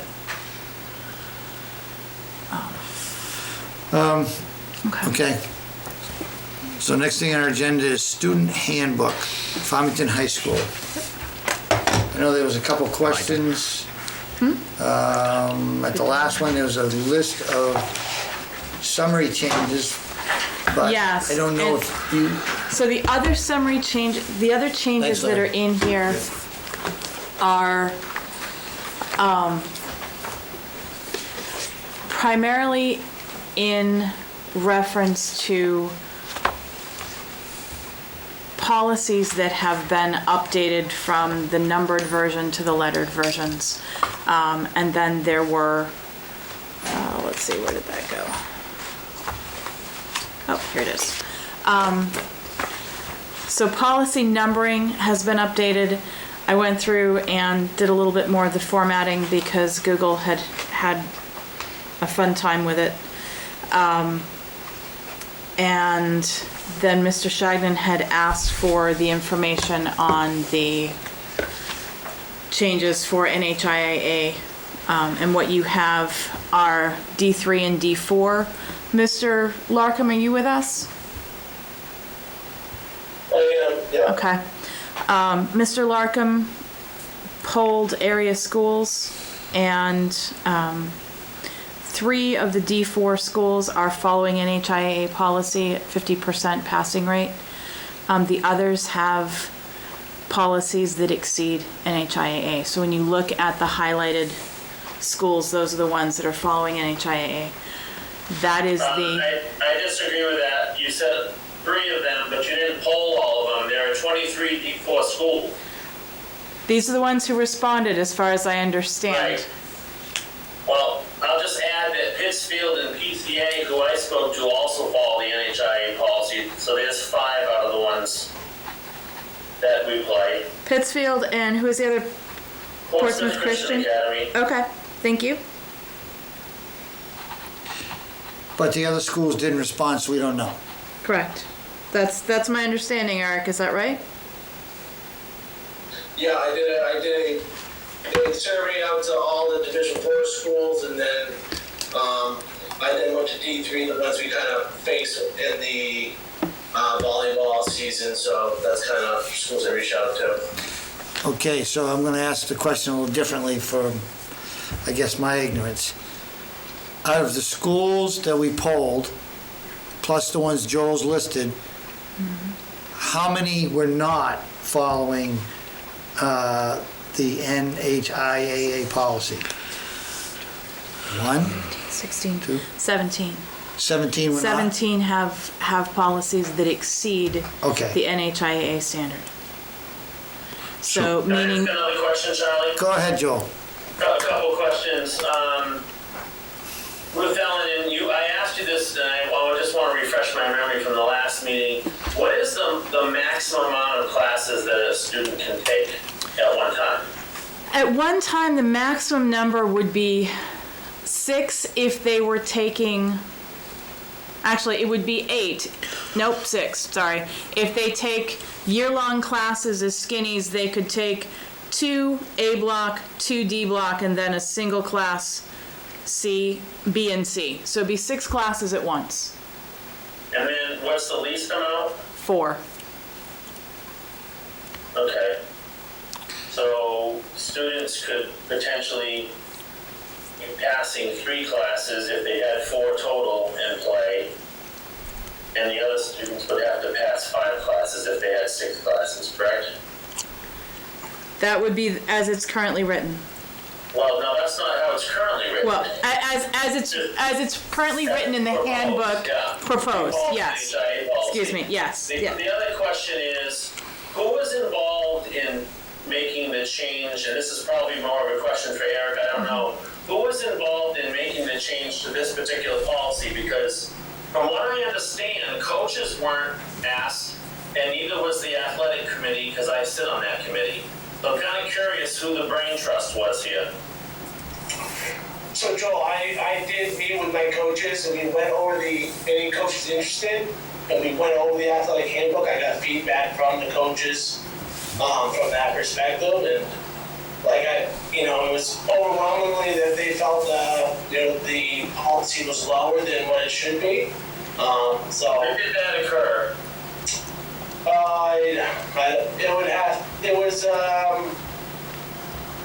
It was during the remote learning process, so probably like April.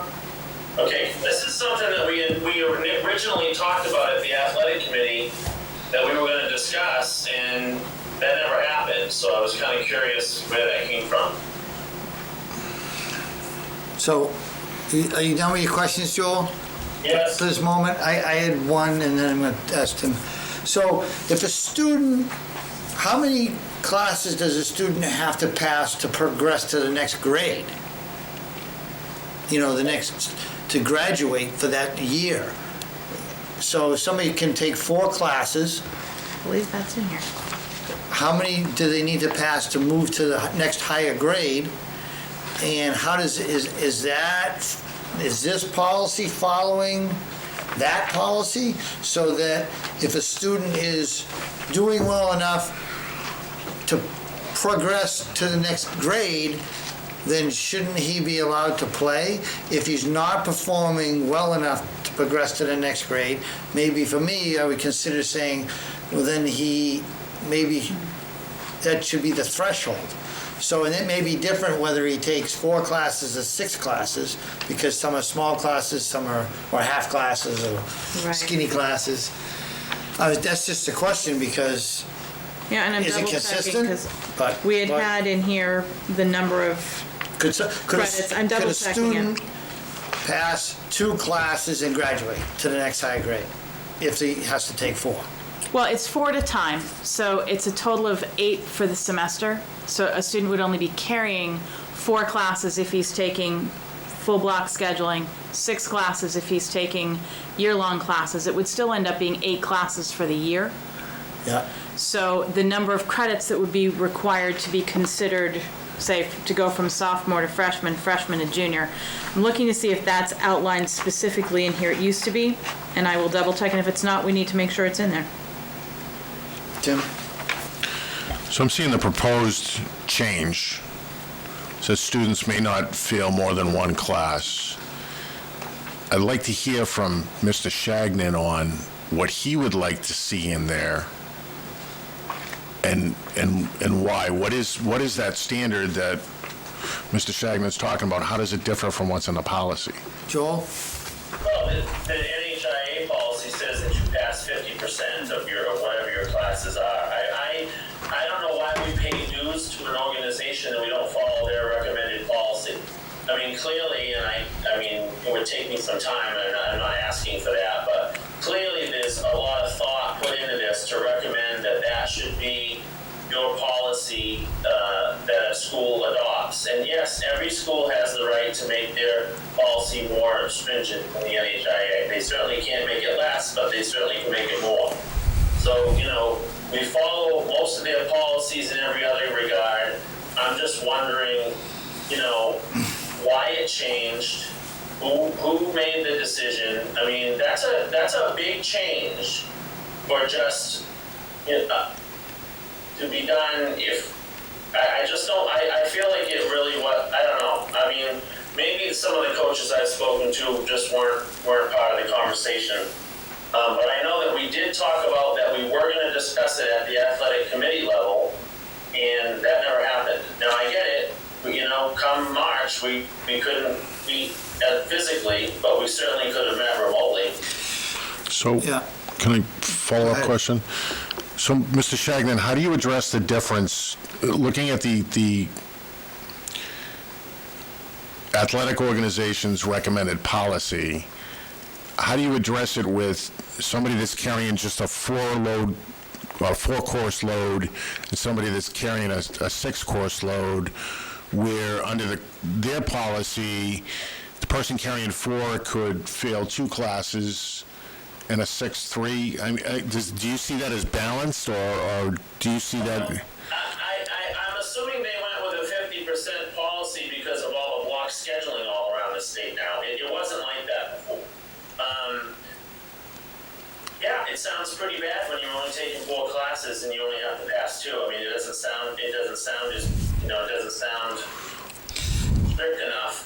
But that is also why the NHIA recommends putting together athletic committees at each school level to talk about restorative justice, where we can sit down, whether it's discipline or whether it's academic, and we can work with a student on, okay, listen, you're failing 2 classes, you're going to sit out for 2 weeks, and then you're going to get your grades up, and then in 2 weeks is a progress check, and if you're passing, then we're going to put you back on the team. What a policy like this does is it just slams the door at the end of that semester, and that kid's done. That kid's basically done for the season. And what always bothers me is that typically, sports in some kids' lives is probably the most positive thing they have. Unfortunately, it shouldn't be, but it is for many of them, and it shuts the door on them, and we can't go back, and we lose them beyond the athletic field. That's my concern. But I'm assuming they wrote their policy that way to deal with all the block scheduling around the state. Well, and the fact that, some are in blocks, some are not. There's so many different numbers of credits and hours that are offered at different schools. So yeah, they went with a flat percentage. So, but in our draft policy that we have before us, a student can't fail more than 1. And I would say, if a student is taking 4, more than 1. If a student is taking 6, then potentially more than 2. I mean, to keep it at that, it's not exactly 25%. What happens if somebody's taking 5? It's not a scenario? Fail 1.5. Yeah, actually, they could take 5. They could take. But if you look at the percentage, if somebody's taking 6 classes and he fails 1, that's 15%. Depending on the, 1/6 of 100 is like 17, but whatever. That's okay. So, I wasn't gonna split the hairs. and if he's taking 4, 1 class is 25%. So you can't say one class. You can't do a percentage, right? You can't say 1 class because a 6-course load isn't the same as a 4-class load, and the value of those course or credit hours is different. So should we have a percentage based? Should we either adopt their standard, or if we want to have a tighter standard, how are we going to implement that fairly? And then, as Joel points out, how do we, if we set the standard, how do we allow a student to improve his situation when he fails, so that he can then continue to play if he addresses the issue? I don't know. And I think that's important. And I think, Can I ask a question? Go ahead. How often are the students monitored for these failures? That's my question. Eric? So eligibility check is based on by quarter, what I've been doing here currently. The coaches are obviously not mandated, but encouraged to keep up to date with their athletes on their progress. As currently is right now, it's a quarterly checkup on eligibility. So 2 quarters in one first semester and 2 quarters in the second semester? Well, Yes. the second quarter would be the end of the first semester, yeah. There's based on quarterly, yeah. Okay. Because if you're taking the skinny block and you're taking a year-long class, You'd have 4 checks in that class. Right, you have four times you're gonna be checked on that class. And whereas if you take the whole block, you have 2 different classes. So, That's in correct. the end, like you were saying earlier, it's 8 classes no matter how you do it. So you might want to consider some kind of formula that allows for correcting for that. Because you're not really taking 4 or 6, you're taking 8 classes a year. Correct. And All students are equal in that method. right, and there is that student who could take 5, could take 2-year-long classes and then 3 block. How do you fail half the classes if you take 5? Right, you can't fail a class if you've taken the skinny at the end of the semester because you're still taking the class you haven't failed it yet. You may be failing that order, but you're not failing the core. Correct. Mr. King, Go ahead. I believe still in the athletic handbook, we haven't approved a new athletic handbook, have we? We have not. Okay. I've not seen one. In the existing one of the things that was set a few years back, and I'm not sure if it still exists, is that coaches were supposed to monitor mandatory study halls. That hasn't been happening either. I'd rather see us enforce what's in the athletic handbook and go to some mandatory study halls that the coaches monitored. It ties them a little closer to what's going on in the classroom and what's going on with kids' progress. And I just think that this is too big of a policy change to just kind of slide in at the end of the year here when we haven't been in school for 3 months. The athletic committee hasn't been together meeting regularly. I just feel like, you've had pretty much the absence of the high school principal. I mean, she hasn't been there very often. So, I mean, I just feel like it's too big of a change to make this year. Tim? I would actually advocate for having this discussion with the athletic committee and coming up with a recommendation for the handbook.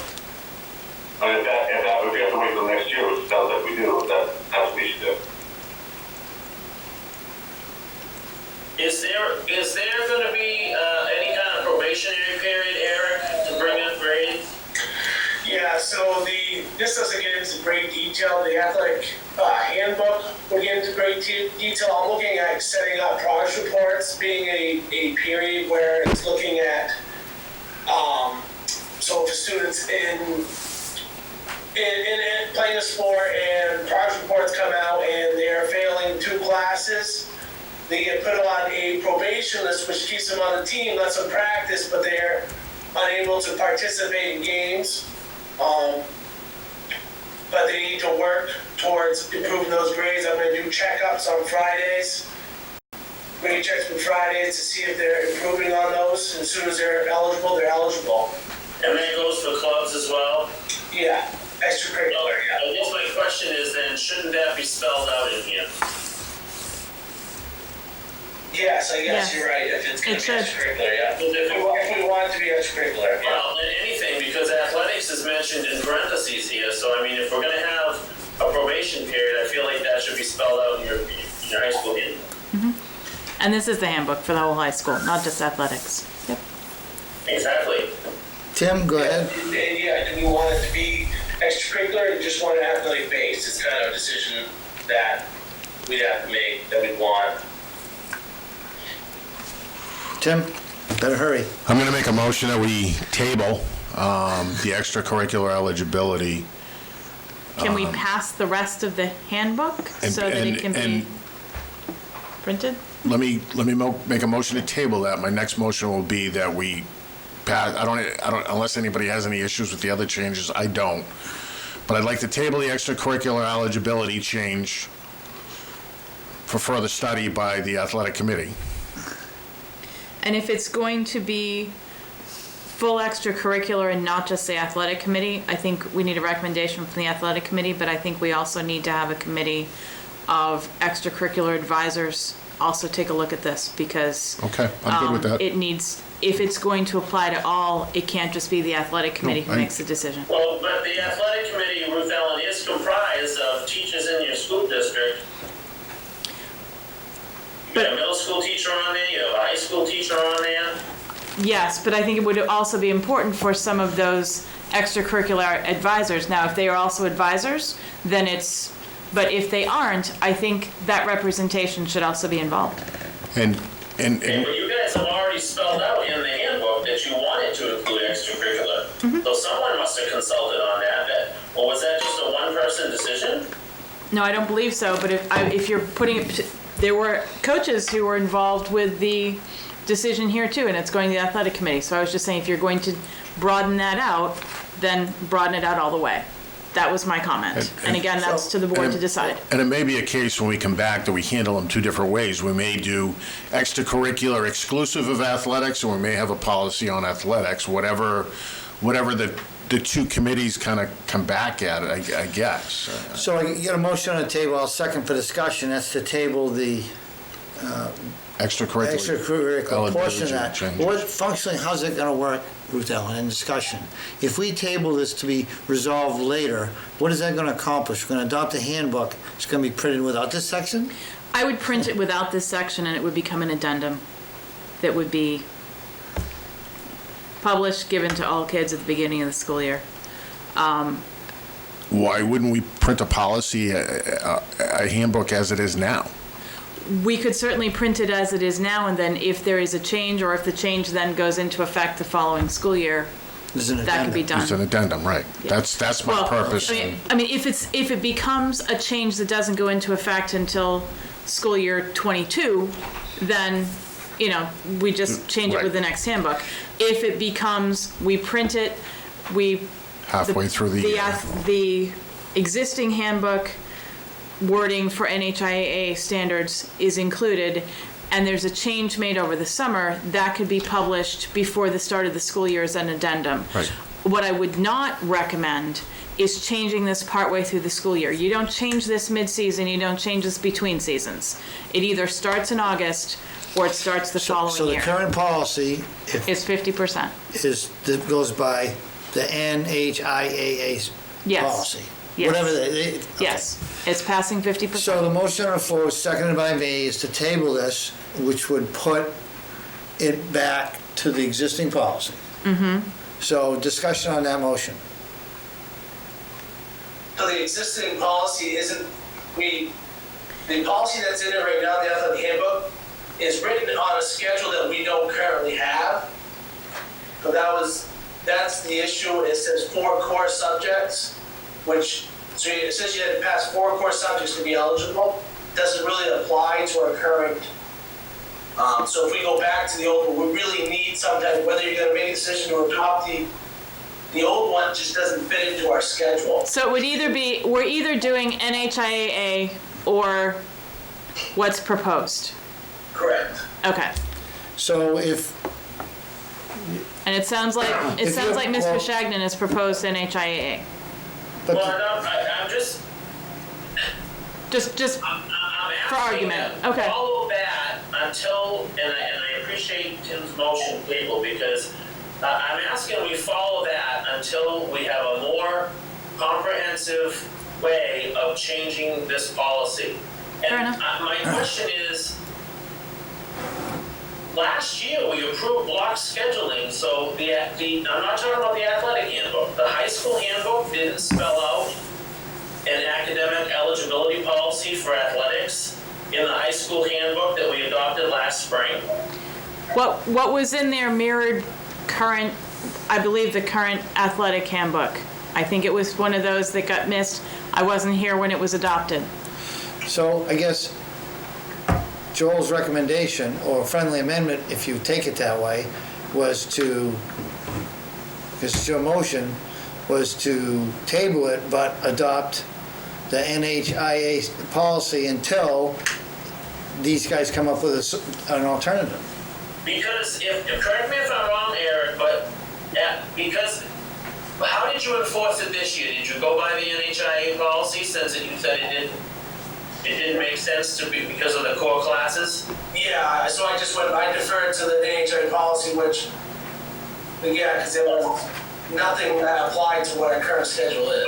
So we operated under the NHIA policy this year. I guess I'm asking we continue to do so until there's a more comprehensive way of changing policy. That was the intent of my amendment, so I'll take that as a friendly amendment. Okay. That was the intent of my motion. I'll second that. So the motion is to table extracurricular eligibility for study and revert to following NHIAA policy until a recommendation is made. Yes. Seconded by me. Discussion on that motion? So what, sorry, I'm sorry.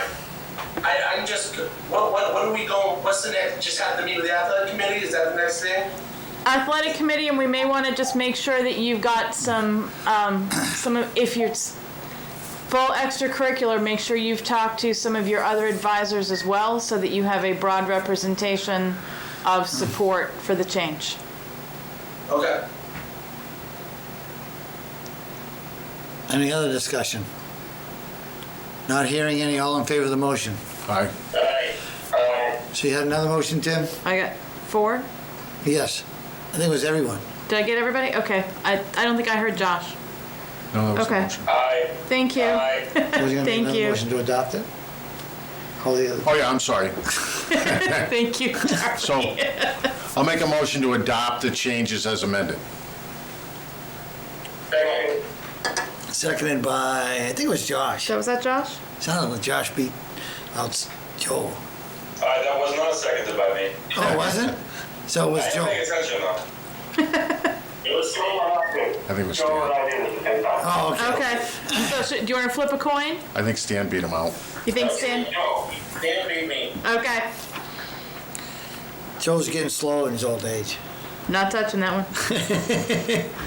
So, hearing any discussion? Not hearing any discussion. All those in favor? Aye. Aye. Motion passes.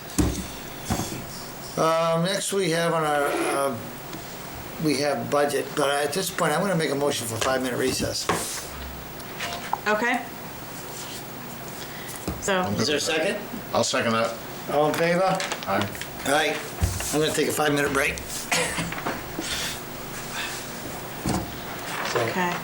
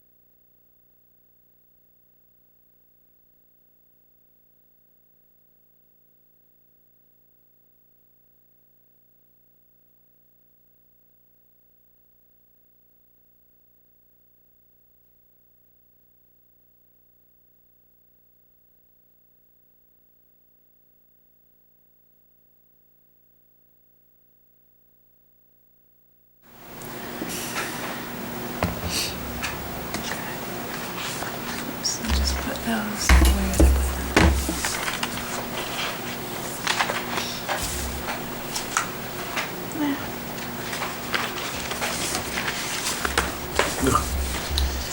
Have frost this morning at your house? Just a little bit on the Oh, it the was chilly. grass. What? I did all my carpets yesterday, so I left the windows open. It was a tad surprise getting up this morning. Where's that? All set? I'd like to welcome everyone back to our meeting. It's 8:38. Next on our agenda is budget with discussion on encumbrances. So we have a few different pieces here. We have encumbrances, and actually there should be an expenditures list on there as well. And then, Which one do you want to start with? oh, let's start with encumbrances. It's on there. Okay. So, what I'm looking for here is we have encumbrances specific to carry into the next year. These encumbrances can be expensed only in these budget lines and for these specific things, and they lapse as of June 30, 2021, if they are so voted. And each would need to have a board vote, and they could either be done as a group or not. The first one is the support for Infinite Visions. You had already voted to do the software.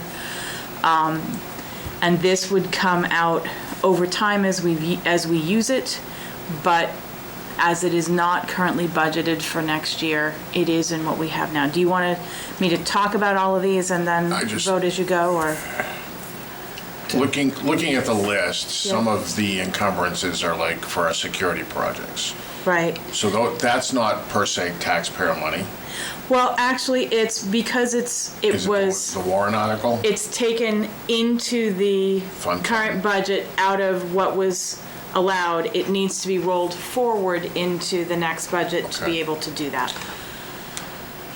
So you're right in that they don't all hit the unexpended fund balance the same way, but in order to be able to expend Carry those over. next year, they still have to be encumbered. So I guess, does anybody have any questions about, instead of have Ruth Ellen go through each one of them, because we spoke about a lot of these, does anyone have any questions on any of these that they need explanation? I mean, I have one, I guess it's the $20,000 encumbrance for replacement text not returned due to COVID-19. That is anticipatory. We may get everything back that went out for remote learning. I might not. So you're And saying so this is we're books? anticipating if I don't get books returned and I need to complete a class set so that I have in order to turn out next year, to be able to replace books that go missing. Now, certainly, What percentage is 20,000? it depends upon the book that doesn't come back, frankly. If it's a high school science text, that could be $150 a piece.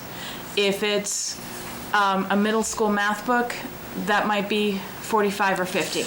Okay, So so, it depends. But- I've given a ballpark, and it can be only spent on this. right, but what's if we didn't have any of the books returned that are out, what's the total Oh. exposure? A lot more than that, 150? potentially. This is 150, so this would be 7, 8% number? It's a small percent, So it's like, could be 10, say it's 10%. right? Is it 10%? So it's potentially 10% of what we have for books that we've given to students to take home. Right. So if we don't get 10% of them back, We would be able to replace And and it- have them ready to go. go ahead, Tim. Can we track that so that? We have book numbers assigned to students. We would be able to track what does and what does not come back in. But what I'm saying is if we don't get materials back, instead of, and I understand we have to encumber it, but can we recover that through some of the Homeland money later on as a cost associated with COVID-19, potentially? That might be a stretch. Okay. Because it would be replacing existing textbooks. I don't know. Maybe. But Maybe. somewhere on paper, keeping track of what Of those course, costs of are, so course. that if it does Yeah. become reimbursable, then it's a reimbursable expense we have. I have to keep track of it anyway because I can't put it against this line unless I do. So yes, that would be tracked. I'll make a motion to approve the encumbrances in the amount of $170,286.82. We have a motion, we have a seconded by, was that Does that Stan? stand? Yeah. Thank you. Discussion. I guess it's gonna be short. Hearing no discussion, all those in favor? Aye. Aye. Thank you. Passed unanimously. Oh, moving right along. We only have six policies. Well, wait a minute. We You have to still go to have the- the. Oh. You We have have to go to the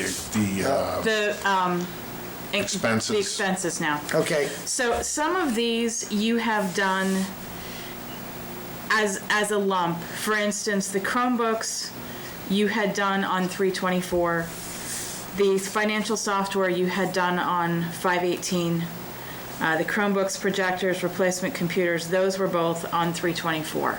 You had approved those lines.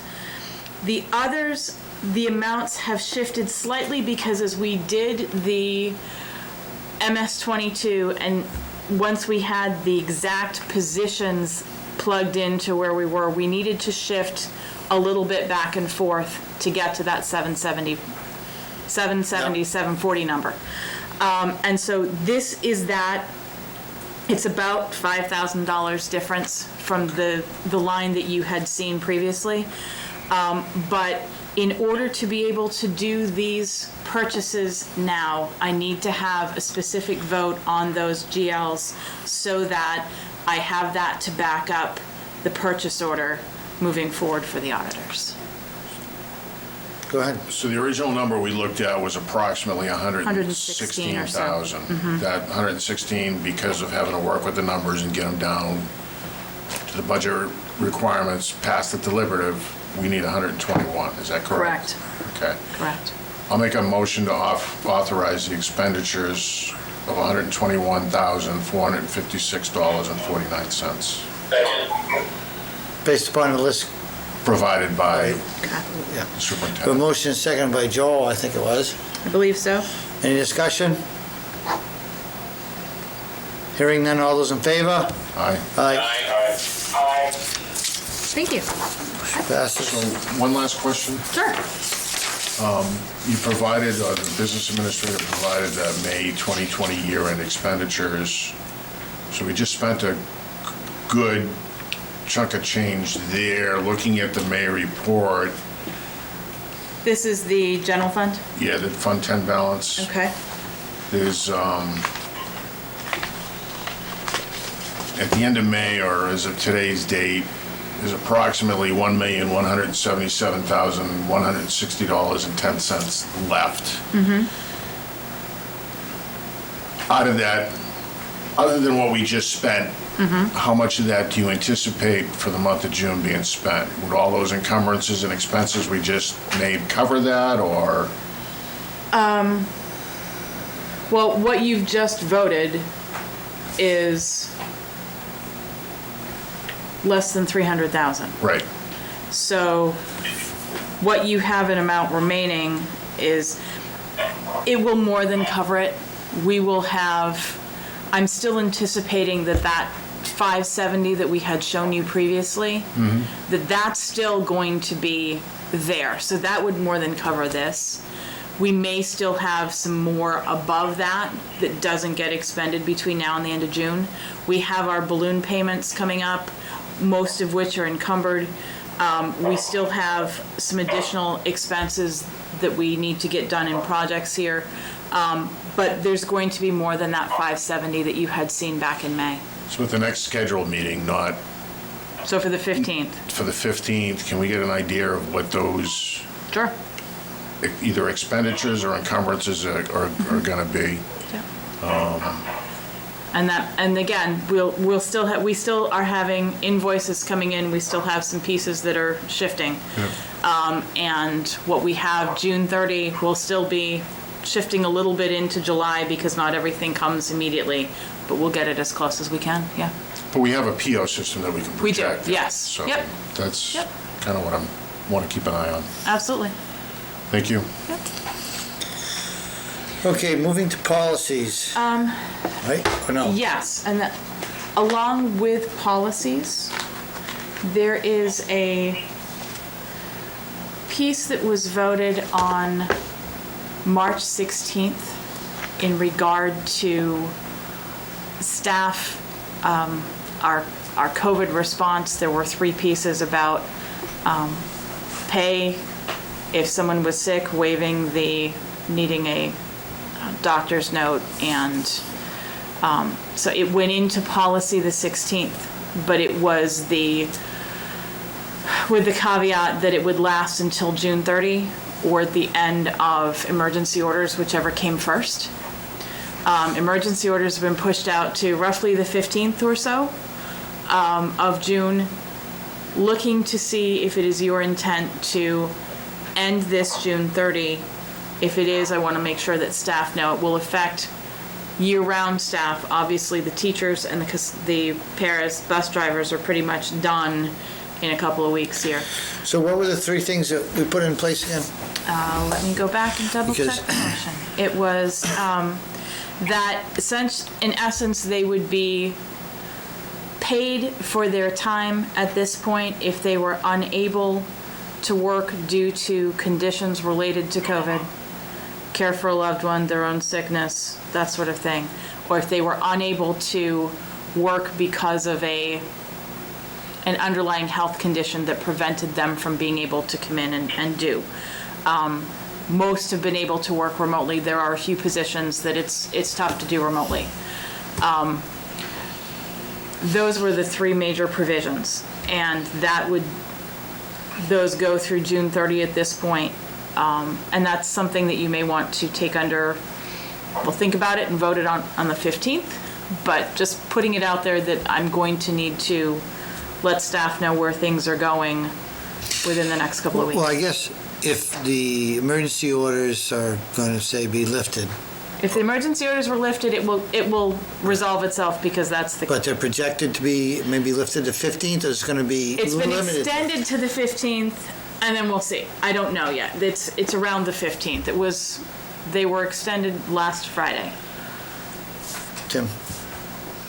This board took that vote, and we saw an overwhelming amount of our employees return to work, with the exception of some that needed a temporary limited accommodations.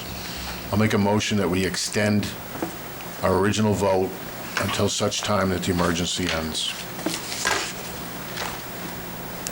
We have a motion. Do we have a second? So that, which is basically to extend it as long as the emergency order is in place. Do we have a second? I'll second. Seconded by Stan. Discussion. My discussion is, on its face, I'm not opposed, but the problem with that is if the governor were to continually to have some restrictions, even to minor degrees, where there's some restrictions, say the last 10% is not lifted until December, then that may not even affect us. It could be for restaurants or something. That motion would put this in effect past the time where we need it. Do you want to say it's the stay-at-home order that gets rescinded? Or the Because you said it was just school emergencies. I mean, it's the emergency orders pertaining to schools. I mean, and those emergency orders could go into effect for another 2 years if we have a blended return. We don't know what that September classroom's going to look like. Right. Well, we don't know what it's going to look like. So my concern is if we carry this through by this motion, we could be 3 months out and saying, okay, we now it's not consistent with what we put it in place for. Then we rescind it at that point.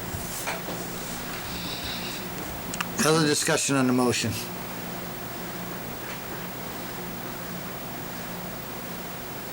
Hearing no further discussion, all those in favor of the motion? Aye. Aye. Opposed? I'm opposed. No. I've got 2 and 2. Josh? No. Oh. So motion fails. Did we get Joel's vote? Joel was no, right? Joel, you were? Yeah. Okay. Motion fails. I certainly would like to, certainly we think we're gonna revisit it at another next week, our next Okay, meeting. so revisit it on June 15th and see where we Yeah, are. I think we just need to get a little bit more insight of what, especially if the DOE rolls out a plan, and we need to say, okay, based upon their plan, we want to extend it to this period of his plan, you know. And I think really it may be more the governor's orders than the DOE. The DOE's guidance is recommendation only. It's not binding. So Okay. we're looking at where the governor is telling us we have to go. Yeah, I mean, right now, that benefit is still in force until he lifts it or at the end of the month. So we've got at least one meeting, if not 2, to basically see what. I'm okay with relooking at it. I just think that, I think a large portion of our staff returning was because of the confidence they had in what we did for them with that vote. And I'd like that to continue. I don't think anything's been abused. I think the accommodations we've had to make were reasonable, and I'd like to see it for all our staff continue. But I'm okay with relooking at it. So the policies, the other policies, the largest group that you have are related to the changes in Title IX that have come down the line and that go into effect starting in July. So are you listing, like, on our policies, we have A, B, and C? So under policies, you have, let me get back to the right folder. Sorry. I'm seeing 9 documents. Yeah, there's a ton. So we could go back, we could start with the easy one and do the, second read that you've already seen. For suicide prevention? Mm-hmm. Let's start there. Okay. We had no changes to this document, right? Oh, we did. One change. You We made a added- change in the meeting. On I, you added including but not limited to the SRO. Yeah. Okay. I think that was the only And change. that was the change that was included. I'll make a motion to approve as amended for a second. We have a motion to approve as amended the suicide prevention and response policy. As a final read, Yes. Yeah, I'll second. seconded by Stan. Any discussion? Not hearing any discussion. All those in favor? Aye. Aye. Thank you. I reviewed all the other policies. I don't really have any questions or changes, and if there's none from the board, I'll make a motion to approve the remaining policies as a first read. Anyone have any discussion they want to have on the other policies presented to us? Going once, going twice. Okay, so you have a motion to approve all the first reads of the other policies, which are the sexual harassment student policy, the sexual harassment employee and staff policy, the non-discrimination policy for Title IV grievances, the non-discrimination equal opportunity employment in district and anti-discrimination plan, and the annual notice of contract information for human rights officer. Right. Those are the policies. And then you also have the age-appropriate policy versions, which are already included in the student handbook, because these didn't really change a lot. It's the other pieces that have specific, it's the title changes. It has to now be the human, it's the non-discrimination coordinate officer as opposed to the human rights officer now. So, That's your motion? That's my motion. Boy, sticking with you it. got a lot of motions tonight. Was there a second? Was there a second? I'll second for discussion. Did anyone have an opportunity to review these and see any potential changes they feel should be made on this first read? That looks good to me. Okay. Not hearing any additional discussion. All of those in favor of the motion, which is approve the first reads? Aye. Aye. Wow. Look at that. So, next on the agenda, we have some public participation. We haven't anybody call in. I'll be honest, I'll be glad when we can get to have a membership and residents here because... You don't like looking at the screen? No, I like to have a little bit of zest to the meeting and some Can I just bring up something? dissenting opinions. Bring up something under public Keeps me on my toes. participation. I think the board received an email from Shane Tufts, Oh, that's true. and I had responded that we're going to have a meeting tonight, follow up. I know Joel forwarded the correspondence to the superintendent. I think we need to have some discussion of, is that possible, or if not, if it is possible, what are the parameters that we're going to set? If it's not, then I think we need to let him know that it's not, so that he can do his planning. Typically, it's a request to use the fields for Babe Ruth. Typically, this is a request that would go through the athletic director. Yep. But in this circumstance, because the grounds are closed for team use, while they are open for people to walk, it's closed for team use right now by board directive. So looking to see if that's something that the board wishes to rescind, if that's something the board is looking to keep in place at this time. So my thought initially was I would be in favor of it, but thinking about what would have to be the change in the governor's orders to allow us to allow it. Wouldn't he have to have some lessening of the restrictions for group gatherings before we could consider this? There has been some loosening of restrictions around team practice and what that can look like, but it's still in smaller groups. It's still socially distanced. They're not allowed to share bats. They're not allowed to share. So there are pieces that could be more problematic. And then who is in charge or responsible for then sanitizing the dugouts, sanitizing, anything else that's associated. Again, it's not insurmountable, but it's a number of questions. Do we even know if Babe Ruth is going to continue their program this year? I think I saw, and Joel might be able to pipe in, I know 500 Boys Club shut down quite a few of their programs. I know the Babe Ruth is different than 500. Babe Ruth is different, it's a little bit broader. Do we know, or does anybody know what direction the Babe Ruth or those athletic teams are taking? I'm assuming they're hoping to open because Shane has asked to use Right. the field.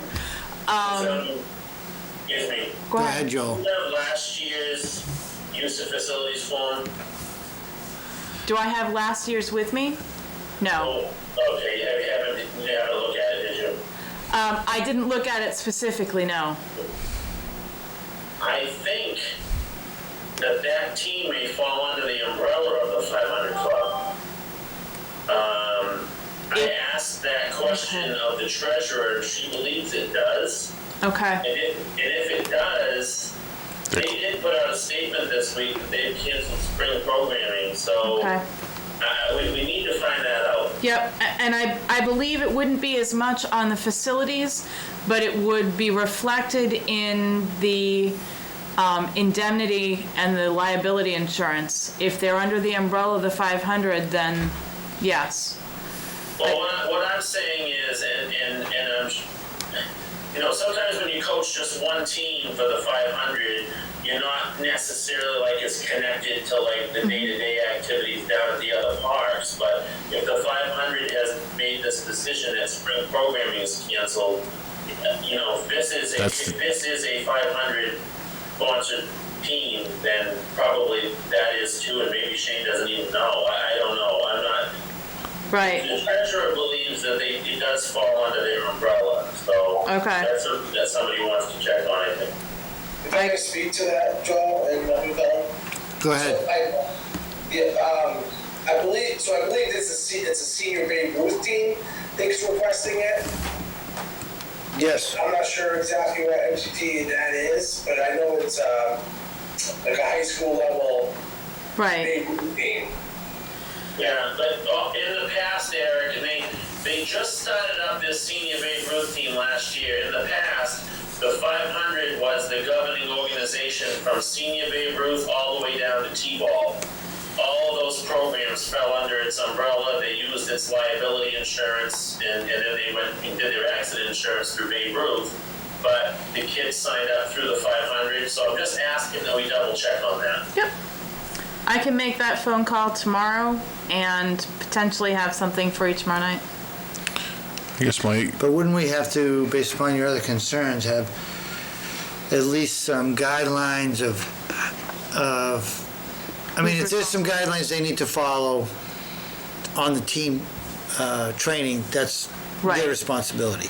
But if we're But if using we're our allowing, facility, we're allowing them to use our grounds, we are Right. also responsible for how they follow that. It's my understanding of the ruling.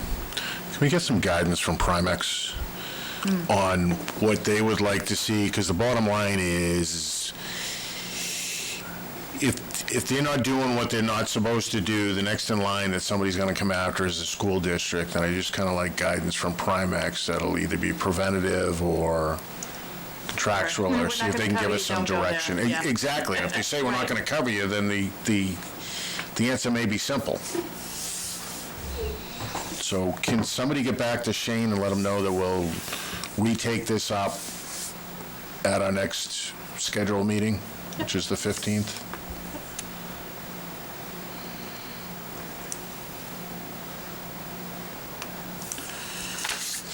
okay. Anything else for public session? We got some manifest to sign. You do? Sure. So not hearing anything else for public, I'd like to thank the public that's watching and wish them a good night. And I'm going to make a motion to go into non-public session, RSA 91A 3(2)A, B, and C, under nominations and resignations. Second? Seconded by Joel. All those in favor? Aye.